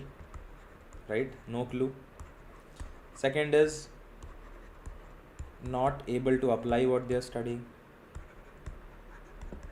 Right? Third thing is they enjoying life in college, not understanding the seriousness. Enjoying life. What is enjoying life? Enjoying life is dating, chilling with friends, gaming. And when they realize all these things is troubling and creating a mess for them, when they come for placements. Cool. So that's about study abroad. That's about people who want to go outside and study and do masters. So now I think you have a really good understanding as to what you should be doing. So I think I spoke a lot, wrote a lot. Was it helpful? Yes? No? So that's that. Now abroad is done. Now two more topics are left, which is mini projects and coding languages. So if you guys want to cover it, we can quickly cover it. If you don't want to cover it, then probably I'll try like skipping it. Based on the chats, this thing I can go ahead and bro, how do you get internship in companies like Philips, Abbott, GE Healthcare? I will not lie to you, it's very difficult to get internships there. But again, this is the step that I would do. And let's just write it down. Cool, we'll write it down. The goal is what? Always, whenever you have a goal, whenever you want to do something, this is what you should do. First, what is the goal? The goal is do reverse engineering. Internship where, let's say, GE Healthcare. Can you guys see? Okay, this is the goal. The goal is to get an internship in GE or Philips or wherever it is. So first thing, if I have to get an internship here, what I should have? I should have the opportunity. What I mean by opportunity is internship opportunity should be there in the company. Now let's say yes, that is fulfilled. There is an opening. If opportunity is there, what will happen? So many applicants are there, so many people will apply, thousands of them, right? When thousands of them are applying, what is your issue? Your issue is to how to stand out from others. How do I make myself unique? How do I make sure that whatever resume I'm sending, whatever I'm sending, they are actually seeing it? So to stand out, what you have to do? You need to be skilled. You need to have a amazing resume, right? Correct? Now to be skilled, what you have to do? College study you have to do anyways. College study. Apart from that, you need to do courses. You need to do workshops, you need to do projects, then you need to do attend hackathons, then you need to be active on LinkedIn. I'll tell you why it is important, okay? And then what else? What else? I'm missing on something. Communication. That is the biggest. Cool. So are you understanding the flow? The goal is what? The goal is to get an internship in GE Healthcare. To get an internship, first the company should have an opening. If the company has opening, we know that a lot of students are going to apply. If a lot of students are going to apply, what we have to do is we have to stand out. To stand out, what we have to do? We have to be more skilled. We have to have an amazing resume. To be skilled and to have an amazing resume, what you need to do? You need to do college study. You need to do a lot of courses, technical, non-technical. You need to attend a lot of workshops. You need to participate in those hackathons, win those hackathons, mention about that win in your hackathons, in your resume, be active on LinkedIn, connect with people on LinkedIn. Okay, now this is the process that I'll follow. Cool. I'm not telling that everyone is following this, but to do all these things, what you should do? You should be interested. You should be interested to do these things. And finally, this is where you are right now, college. And let's say you are in first year, second year, or third year, and now you're looking for internship. Now let me tell you what is happening in the colleges, or what is happening with the students right now. So this time we will go from college to the goal. So this time we are not going from internship to college, we will be going from college to the internship. And now let's see what is happening. So students are enrolled. Once they are enrolled, three kind of people are there: people who are interested, people who are not interested but they are doing it because their parents or friends told them to do it, and few of them are clueless, why exactly am I doing this course. Then they get into the college. Now once they get into the college, what happens is college study becomes boring because you are not interested. It becomes boring. Apart from that, you are not doing any kind of courses apart from your college studies because obviously exams are there, and you have your assignments, projects. But the people who actually make it to GE Healthcare or Philips Healthcare is the people who actually take time out of the colleges and prepare themselves for the opportunity, right? Then you usually attend workshops. I'm not telling you don't. They attend workshops, but they attend it to, I would say, bunk classes. To bunk classes, they go attend workshops and they don't know what exactly is happening in the workshop. Projects, I think nowadays colleges are telling like one or two is what you will do because your professors will be pushing you to do so many workshops or projects or anything. You will not attend any kind of hackathons. Why? Hackathon is for people who are interested to solve problem. Here you have zero interest, so I would say that you are not a problem solver. Agree. If you don't agree with me, just put it on the chat, okay? And then LinkedIn, obviously your college people will make your LinkedIn profile, will force you to make your LinkedIn profile in first year. But the problem is you will be using Insta, Facebook, YouTube, right? That is that is another thing. Third thing, communication is not that great, but let's say you are someone who is a decent student, but you can communicate in English. Now you have this many skills, you are doing this, and then when the opportunity comes, you look at what? You look at your skills and you realize that your skills are zero. Then you look at your resume, there is nothing to add in resume, zero again. And then you become very anxious. I need to do an internship, college is pressurizing me to do internship. What do? You go to the company website and you see, okay, internship opportunity is there, and you apply for so many companies. Now you tell me, out of 100 people, why someone should see your profile? What is there in your resume? Understanding my point? They will reject you, and that's when you get a rejection email, because with so many applicants you are not able to compete with them, and then you don't know what exactly biomedical engineering is, what exactly you are studying. They reject you. When they reject you, what happens is you say that what? BME is not a good field. This course is bad. The course is not bad. You are not studying. You didn't improvise your skills. You didn't do shit.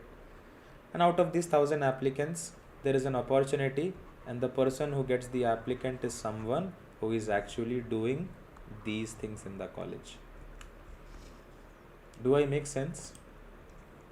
Now, do you know what is required to get internship in companies like GE Health? But again, you have to be smart sometimes. Cool. What you need to do, let's say there is an opening in Siemens. There is an opening in Siemens. First, I will apply through their website. That is the first channel. Okay. There are different channels through which you can apply. The first channel is company website. Second channel would be LinkedIn. And third channel would be Internshala. Okay. I'll apply to all the three channels. Same job, I'll apply from all the three channels, and then what I'll do, I will try to be a little more smart. Cool.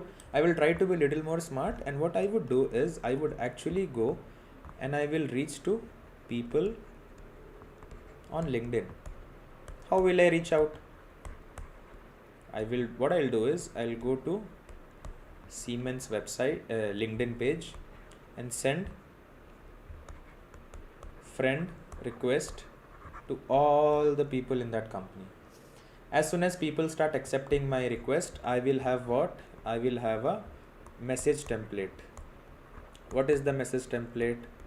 Hey, so and so, I am so and so, I am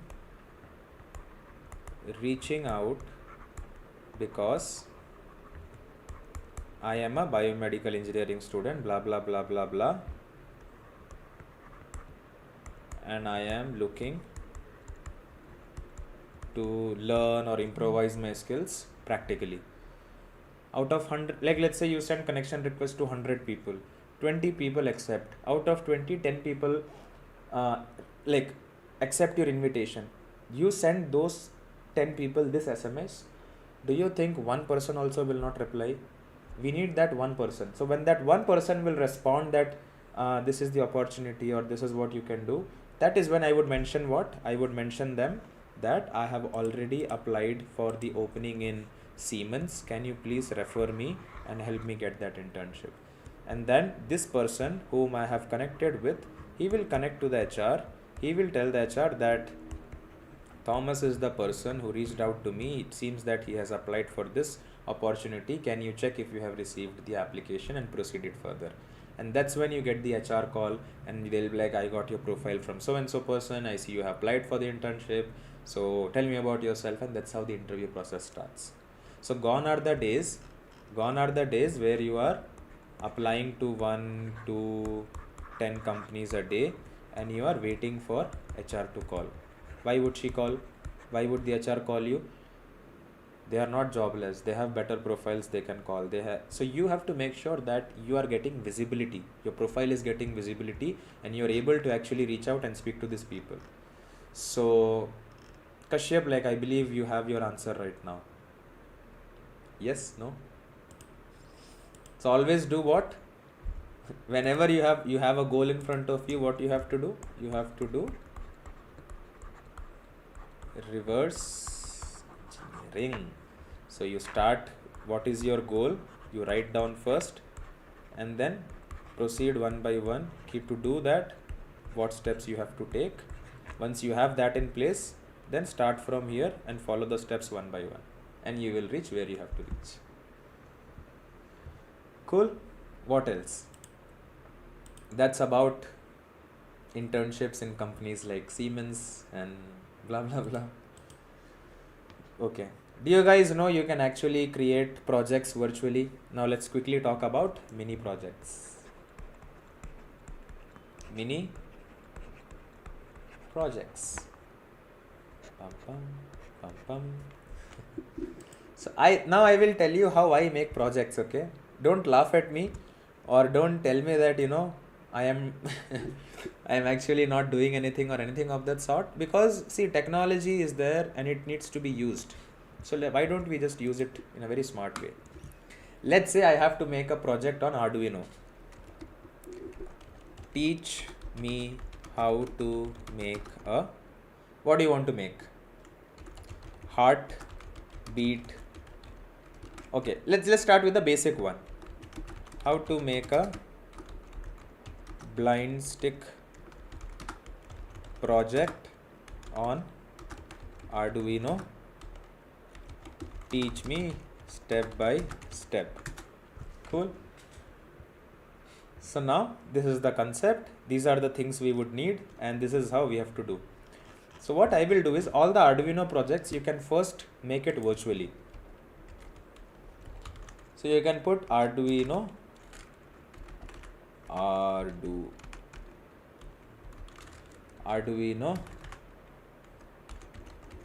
virtual lab.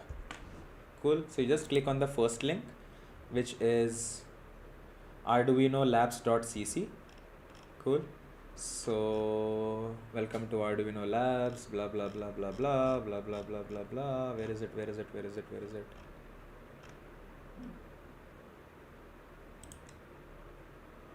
Not this one. I think it was Tinker, the second one. So this is the website. Oh my god, why is it like this? I think this one.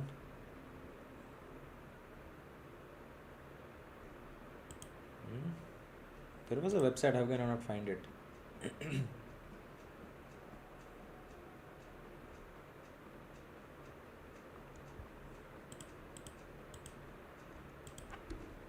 online Arduino simulator.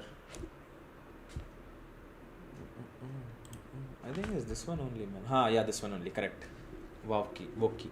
Can you see? So what project are we making? We are quickly making a project which will help blind people to understand what is there in front of them without anyone's help.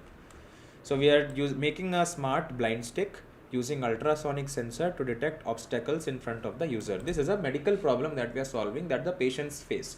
So a blind person will always have a stick, but obviously he would need some assistance to know what is there in front of him. If something comes suddenly, if the stick is not detecting, if he is not feeling the object in front of him with the stick, he may get hurt, he may get an injury, he may fall down. So we are developing a smart stick. He just has to carry, and as soon as an object will come in front of me, the sensor will start beeping. This is an Arduino project which the first year students usually do it. So what are the things required? We need a Arduino Uno board. So we need this one. Can you see? Arduino Uno Mega Nano. So we will click on Arduino, and we want Arduino Uno. So I'll click on Arduino Uno, and that will open a virtual space for me.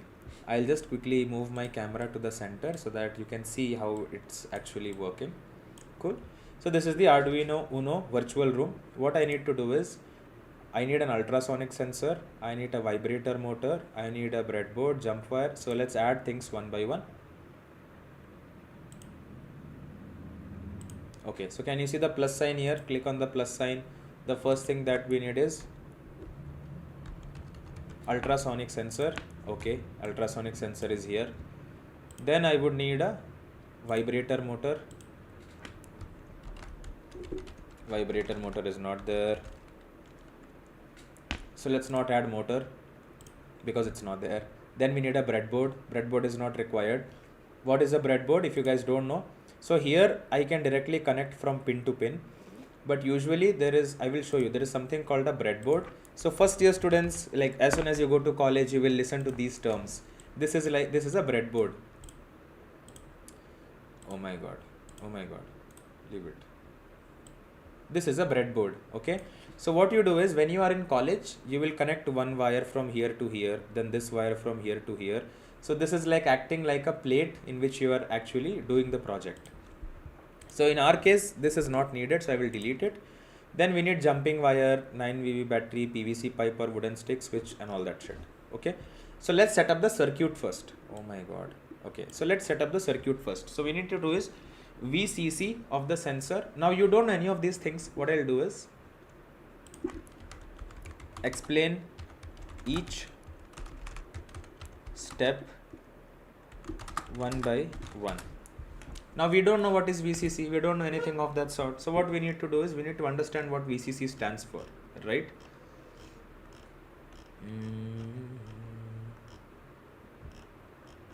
Okay, I think it is not giving me the right thing which I need. So what I'll do is, I'll just copy this and I will just come to the section.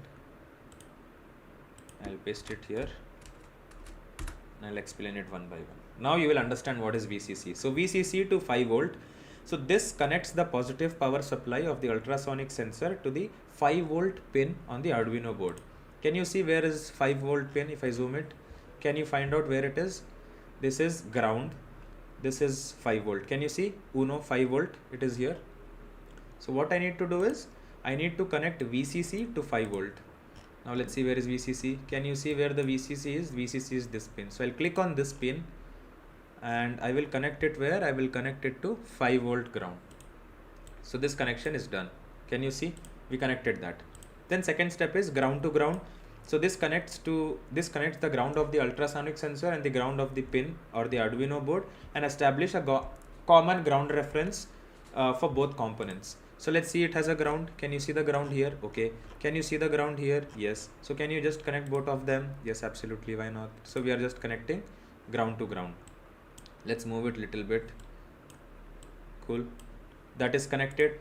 Now trigger to digital pin 9. So trig stands for trigger pin of the ultrasonic sensor is connected to digital pin 9 on the Arduino board. This pin is used to send a trigger signal to initiate an ultrasonic pulse. Cool. So it basically will trigger an ultrasonic pulse. So can you see ultrasonic sensor has a port which is called TRG. TRG stands for trigger. And where do we have to connect it? We have to connect it to the 9th pin of the Arduino board. Can you see where the 9th pin is? Here, right? Can you see 9? This is the 9th pin. So we need to connect the trigger to the 9th pin. Okay, that connection is done. Are you able to understand what I am doing? Then echo to digital pin. So what is an echo? As the name suggests, the sonic sense, the pulse will go, hit the object and come back, correct? So that is called echo. So the echo is the pin used in ultrasonic sensor, and that is connected to the 10th pin on the Arduino board. So this pin receives the reflected ultrasonic pulse and measures it to take it back. So we will also understand how is it working actually. So the echo is connected where? It is connected to the 10th pin, right? It is connected to the 10th pin. That 10th pin is here. I'll connect it to the 10th pin. Understood? So the connections are done. So you understood what we did here? VCC to 5 volt, because basically the ultrasonic sensor needs to get a 5 volt supply, and that supply is coming from the Arduino sensor because it is directly connected to the system, and it is the powerhouse. So from there 5 volt will come to the ultrasonic sensor. That will make the ultrasonic sensor work. Then there is a ground pin. So ground pin, if you have seen the switchboard, there are 3 sockets, right? Like this. The top one is always the ground, right? So if an extra source of power is coming in, it is going to the earth, it is going to the ground. The same way, it has a ground pin, so both the ground pins will be connected so that they can share a common reference, common ground reference. Then there is trigger. So what is an ultrasonic sensor? An ultrasonic sensor is using sonic waves to figure out how far the object is from there. So how does it work? Point like this, point A, this point B. The ultrasonic sensor sends a wave, it reaches, hits back, and it hits and it comes back to the ultrasonic sensor. So obviously it is sending and receiving. So sending is done by a trigger point. So this will trigger the impulse that goes, and echo is basically the trigger goes, hits the object and comes back. And that is the echo. So to measure that also, there is a 10th pin. So this is the connection. So if I just do this, will it work? No, it will not work. Then what we need to do? We need to code it. We need to understand the code as well. That is where you learn Arduino code, which is very good if you learn in first year. Now this is the code. It is in C++ language. You can also do it in Python. You can also do it in any other language. But I will just first copy this code here. Can you see the screen? On the left side, I have pasted the code. I'll try to increase the size, I think. Anyways, so this is the code, but you guys also don't know what the code means. I also don't know what the code means, right? So let's just understand what the code. Can you explain each line of code? Guys, are you getting bored? If yes, you can let me know.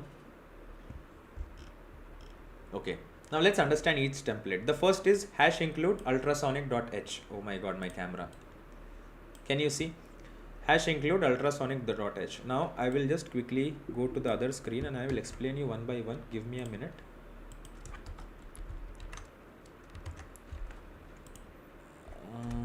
Okay, I cannot explain like that, so let me explain this way only.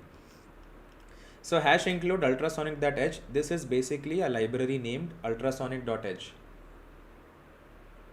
The jumper wires are female to male types.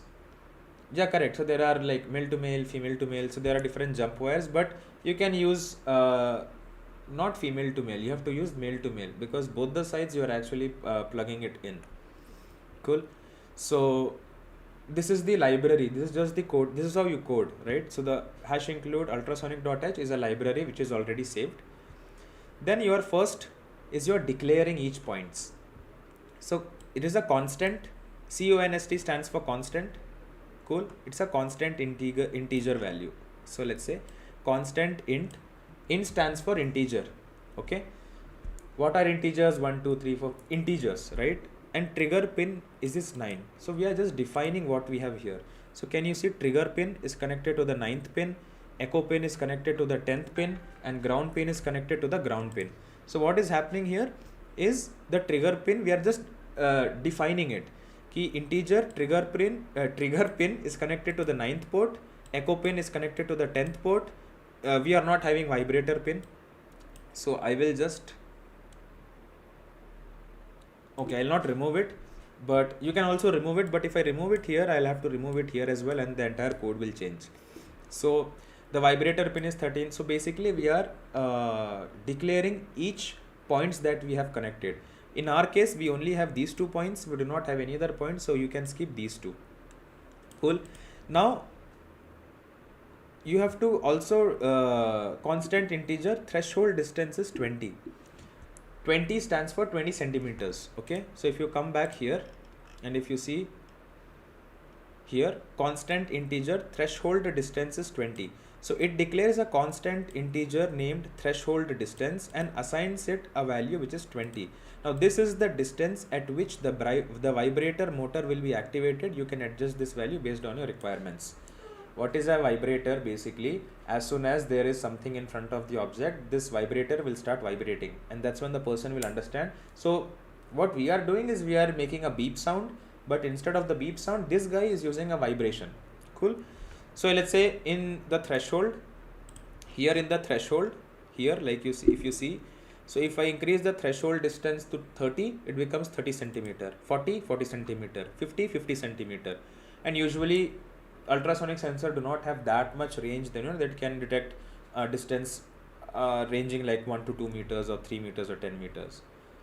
Now ultrasonic trick pin and echo pin is declared. Again, what it is? Ultrasonic trick pin and echo pin. So in the ultrasonic sensor, trigger pin and the other echo pin is connected. So these are creating an object named ultrasonic of ultrasonic class. It may sound little complicated. So there is a library. It has two different classes or objects, right? One is trick pin, one is echo pin. So imagine it is like ultrasonic, and then there is two stuffs, which is ultrasonic, like one trick pin and one echo pin. Now the constructor takes the trick pin and echo pin as arguments to initialize the ultrasonic sensor. So what happens is, as soon as the object comes, so this is sending it is triggering waves. Okay, the waves are going. So it has triggered the waves. Now as soon as the wave will hit something and come back, it will keep sending waves. Understood? Now setup function. So void setup, this function runs when the Arduino board starts. And pin mode, vibrator pin output, this is basically the output pin wherein you will see the output. Now let's see loop function. So I'll just quickly explain. I will not read it through. I will just quickly explain what is happening. So this is the main formula that you are using. So first, distance is equals to ultrasonic read. So can you see ultrasonic threshold distance we have given at 20. So ultrasonic read will be, now let's say I will I will try to explain it in a zoomed way so that I can also, where is it? Here. Now I'll quickly tell you the maths, like how coding works and how do we code. I will explain it to you quickly. Now can you see the ultrasonic distance? I will use slash so that you can understand. Now the ultrasonic distance is the distance the wave has traveled. Now let's say it's 10 meters or 10 centimeters. Okay. And then distance is less than or equal to threshold distance. What was the threshold distance that we gave? Do you remember? Threshold distance was 20 centimeters. We gave threshold distance is equals to 20 centimeter. So 20 centimeter we have put here. Now if it is a if condition, which means integer distance, if ultrasonic sensor is reading the distance less than 10 centimeters, digital write vibrate pin high. What happens is, if the distance is less than 20 centimeters, it will send high vibrations. Okay, which means the object is very close and it is vibrating very fast, which means there is an object in front of you. Otherwise, if the distance, let's say this is if statement. Okay, initial distance of the ultrasonic sensor, let's say it is 10 centimeters. If the distance, that is 10 centimeter, if the distance 10 centimeter is less than the threshold distance, which is 20 centimeter, you need to digitally write, the vibrator has to vibrate at a high speed, which is vibrate the motor. Else means, let's say if the distance is 30, right, it is 30 centimeters, then what it has to do? It has to vibrate the thing at a stop, like it has to stop vibrating, because if you see this condition, 30 is not less than or equal to 20, so it will not do anything. If it comes below 20, then only it will start buzzing. Now let's just try playing it. It is compiling the project. Install ultrasonic library. So I need to download I need to install a library. So instead of that, I will quickly help you explain you the same with a different example.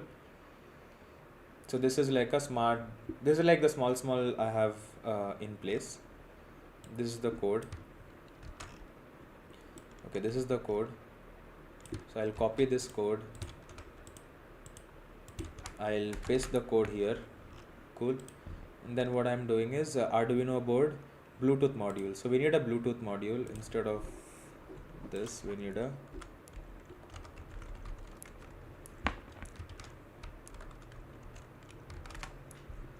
no. I think we don't need a Bluetooth module.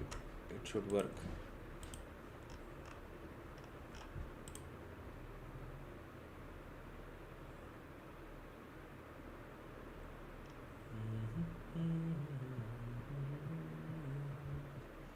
Again, these libraries are not coming in, man. Let me try this. Just give me a second. Basic code to make blind stick with Arduino Uno and ultrasonic sensor. Cool. I have just changed the this thing little bit.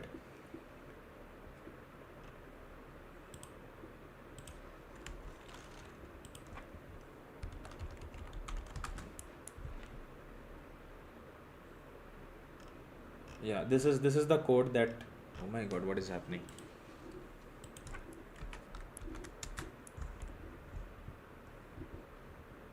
Okay, this is the code that I needed, because we are not using any other module. We are just using the basic things that are there. See, so what is happening? One thing is we do not have a LED pin. Can you see we have also initiated LED pin here? Understood? So we need to connect LED pin as well, but let's just see where we have to connect the LED pin. You can change this to avoid any digital. Okay, let's just take one LED bulb and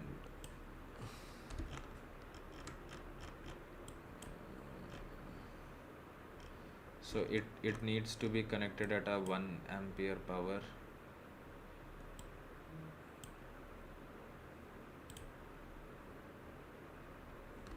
No, it will not go there. I need to see which pin to connect LED. I did it like really long back. I don't remember how exactly it used to work. Okay, so the LED is connected to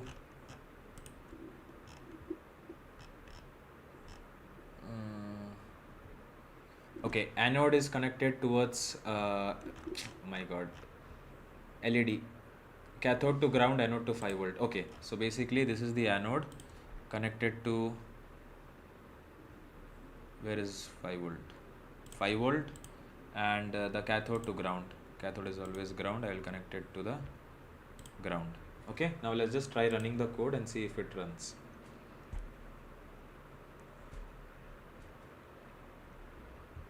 It is compiling the project. Okay, can you see what is happening? It is blinking. Why is it blinking? It is blinking because, can you see 400 centimeters? If the distance is less,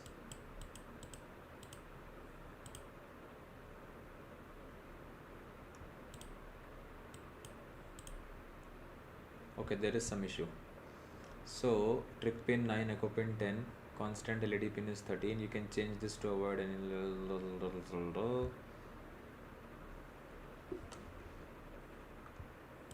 let's just try doing it other way.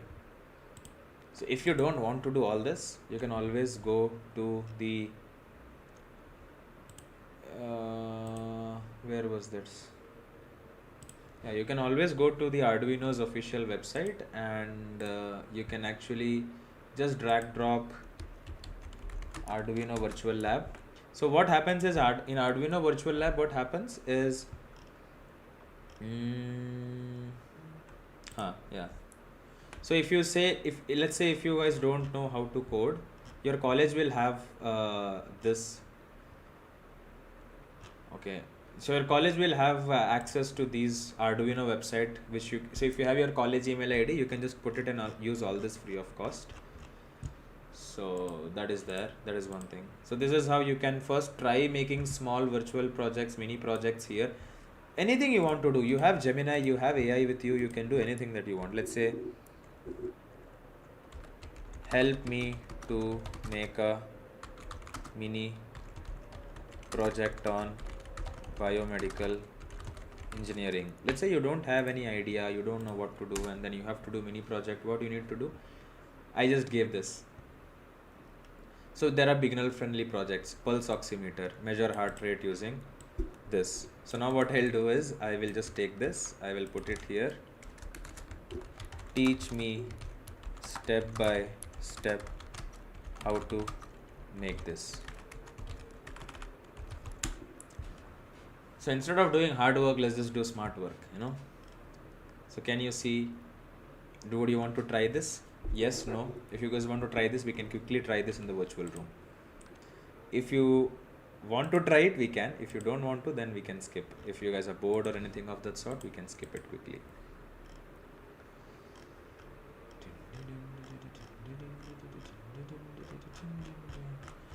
So anyways, I think we can do it in some other live. It's post like 2.5 hours we are live.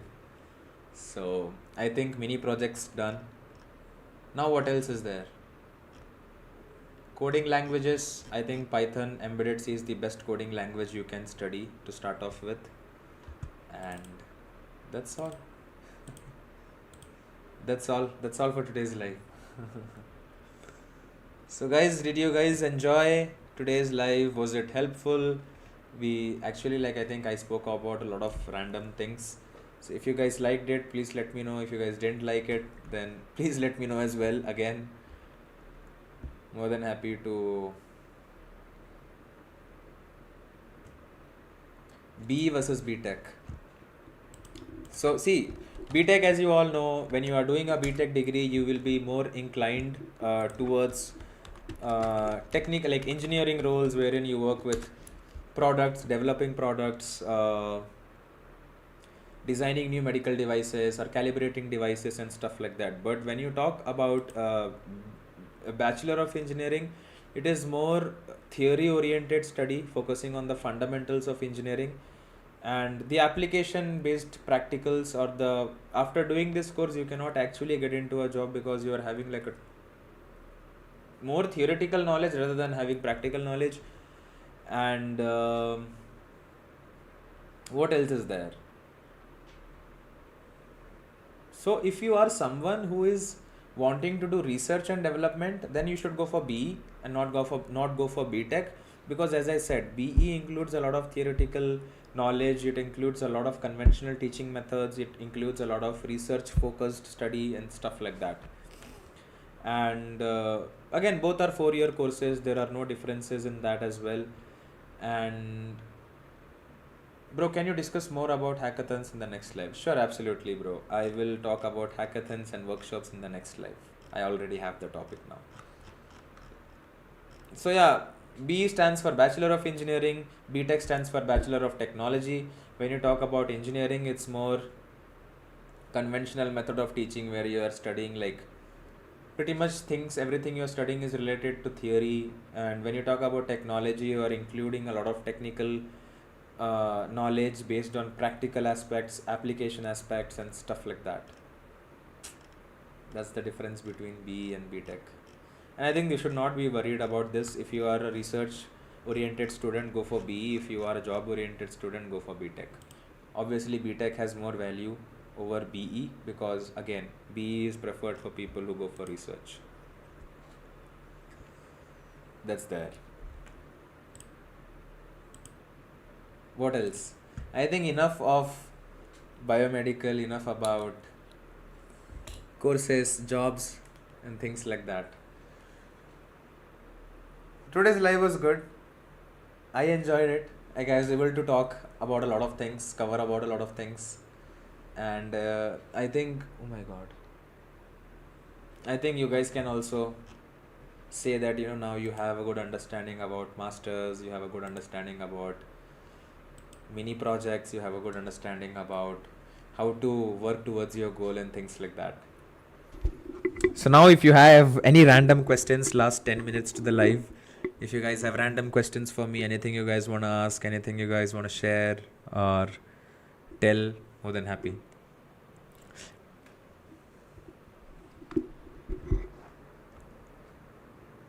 Yes, no. Okay, you have questions, then please go ahead and ask. If not, then we can end the live. And if you guys have any music recommendations, please go ahead and share it across.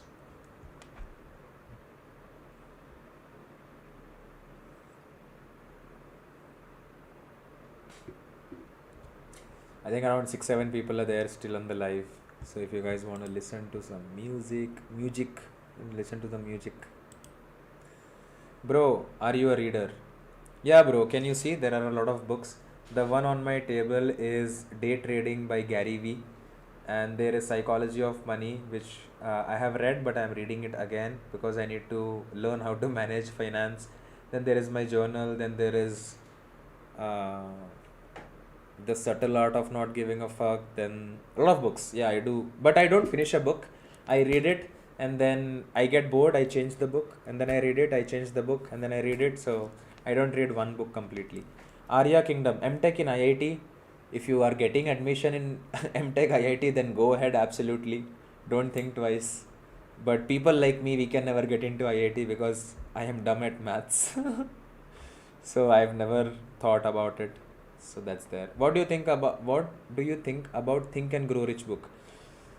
Think and Grow Rich I haven't read. I have read Rich Dad Poor Dad. Amazing book. If you are starting your college, read Rich Dad and Poor Dad. It will teach you a lot of things about money, how the money is revolving in this world, or the money flow in the world, how the money is flowing in the world, and things like that. How to manage your finance, how to make smart decisions, and stuff like that. And I think and Grow Rich book is also similar to that concept itself. It's like a finance book, self help book, I would say. What else?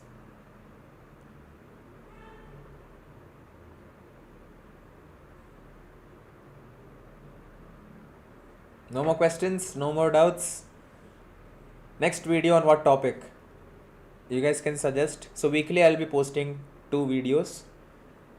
Every day it's not possible because I am not editing the videos. The editor, which is Bhagat Deep, has to edit the videos.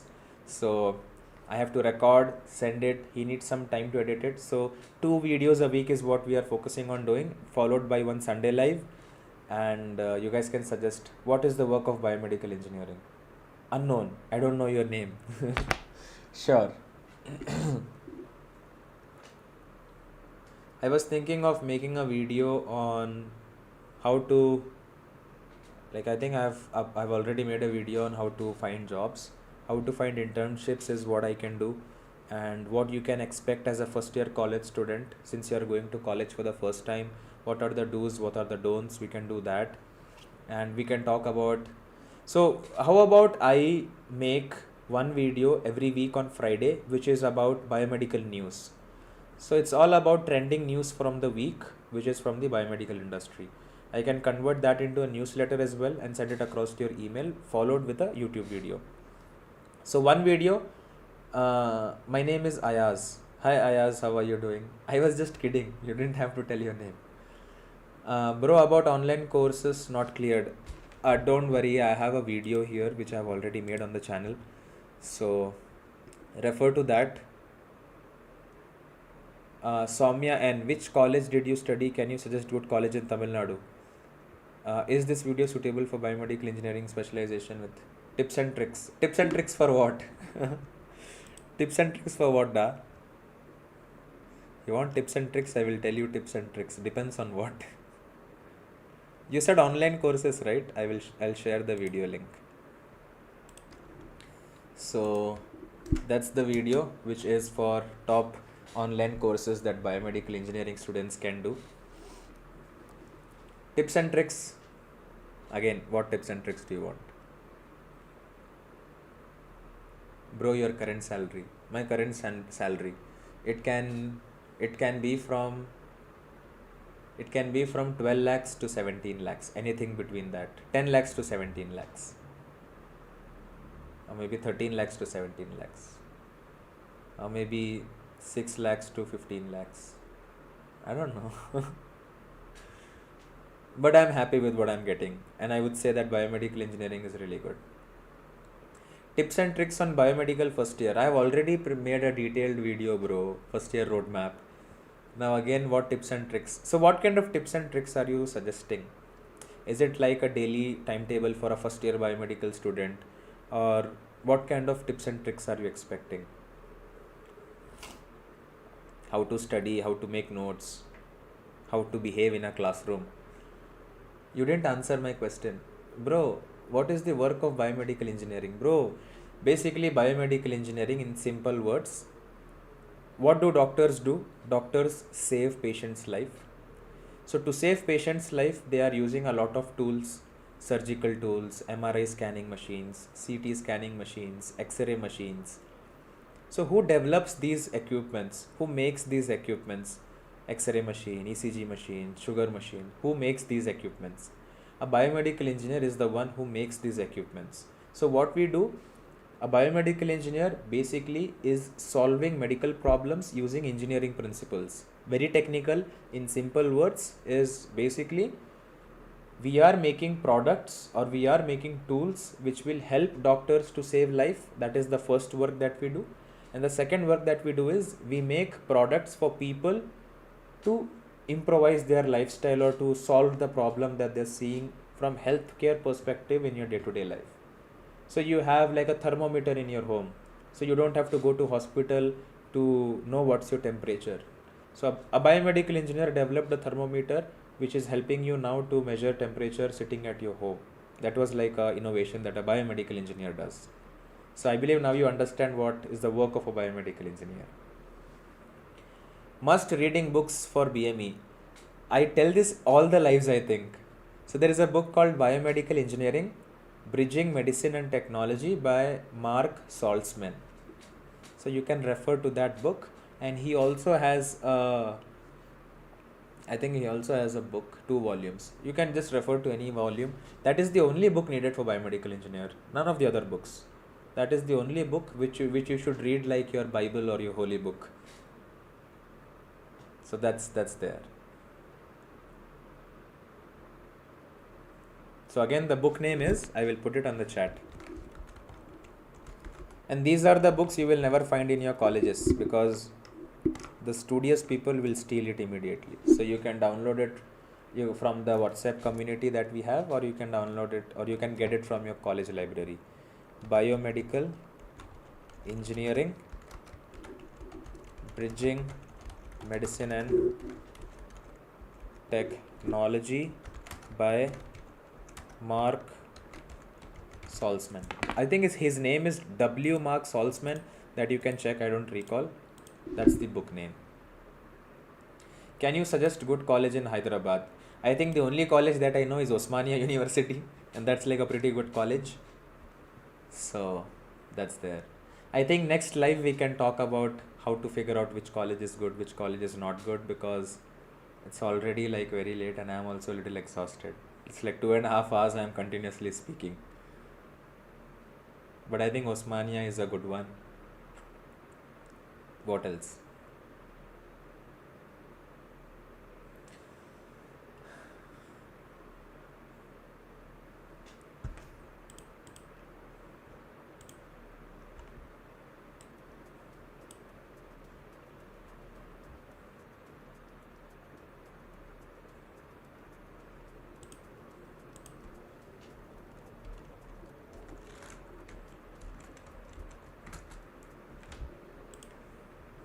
Okay, so I think there are no more questions. If no, then we can end today's stream here. We were live for 2.5 hours. I was happy that I was able to share a lot of institutes. Was able to share a lot of information with you guys. BV Raju Institute of Technology. Guys, like if you tell me college names and if you ask me if that college is good, I may not be the right person to tell you because I have not been to that college.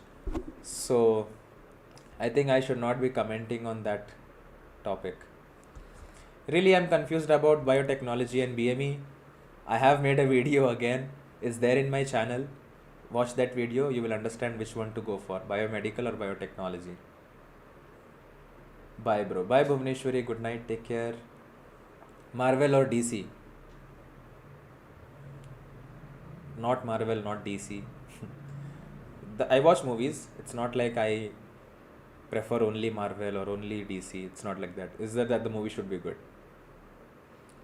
Can you make difference between biomedical engineering and bioinformatics? Okay, that's a good topic. I can make a video on that. So this week let's just make a video on a short video, like a 3-minute video, which will quickly help you understand what is the difference between biomedical engineering and bioinformatics. Nice topic. Guys, also Biomed Bro Instagram page is there. If you guys can follow, will be really great.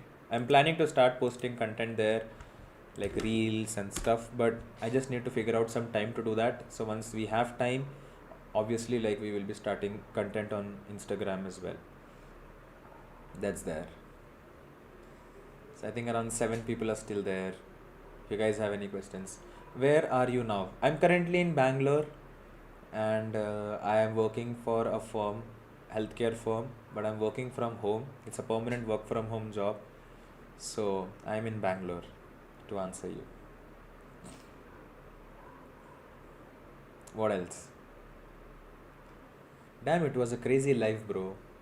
I was able to talk about a lot of things. Bro, try to make shorts. I am having only short sleep, bro. And you're telling me to make shorts now also. The thing is, I'm not getting time. So once I get time, maybe we'll make shorts, we'll make Instagram reels and everything. It's just about me getting into that zone wherein I can work every day. Nowadays, I'm becoming lazy. Can you see my dark circles? I am not sleeping well. So that is one reason I'm not able to post. I'm becoming lazy. So a lot of things are there. So once things will get little better, absolutely you guys can expect shorts, reels, Instagram stories, Instagram lives, and pretty much everything of that sort. What else? Good questions. Good questions.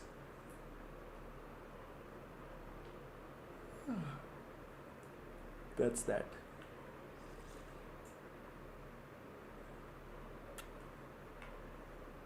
So I'm planning to visit one college in the month of August. Probably it will be my old college. Let's see. So if possible, I'll. Bro, first year BME course can I do from NPTEL? Yeah, be smart. What you can do is you can just go to your college. Like obviously your college would have sent you the syllabus. Just see what topics are there in the second year portion, and yeah, exactly. If you have seen my roadmap video, just follow whatever I have told you in the roadmap. In 1 year, you should be done with that 1 year roadmap that I have given for you. You finish it in 3 months, 6 months, 8 months, 12 months. That is up to you. But again, just follow that roadmap, bro. Arya Kingdom. Can I join RGIT Bangalore College? One of my subscriber is from there, Bharat. So he's very active on the WhatsApp community. If you guys are not there on the WhatsApp community, then the link is there in the description of this live. Just click that and join the WhatsApp group, and you can connect with Bharat, and he can help you understand how RGIT is. It's a good college, bad college, whatever questions you can ask him. After 4 years of graduation as a fresher, can I get job? Bro, you tell me, if you are having skills, who will not hire you? If you are not having skills, no one will hire you. But if you have skills, then the companies would need you. And I would still say there are job opportunities, there are companies, but students are not skilled. That's the issue.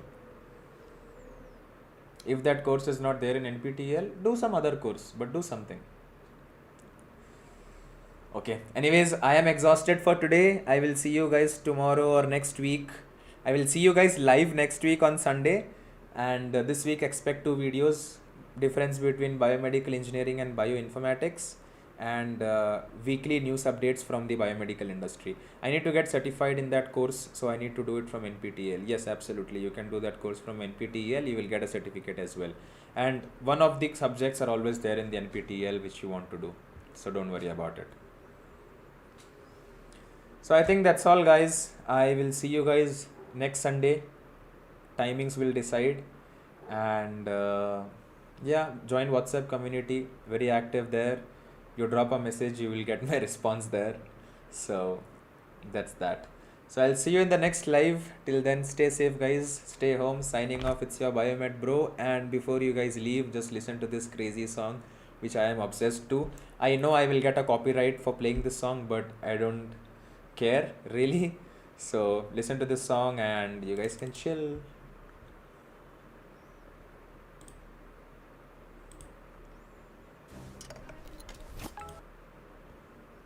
So I am gonna play the song. I hope you guys can hear me. It's just that, bro, is there any job in Biomed Core? Just join the WhatsApp group. All questions, join WhatsApp group from description. Cool. Now you guys can listen to this song, and I will see you guys next week. Bye bye.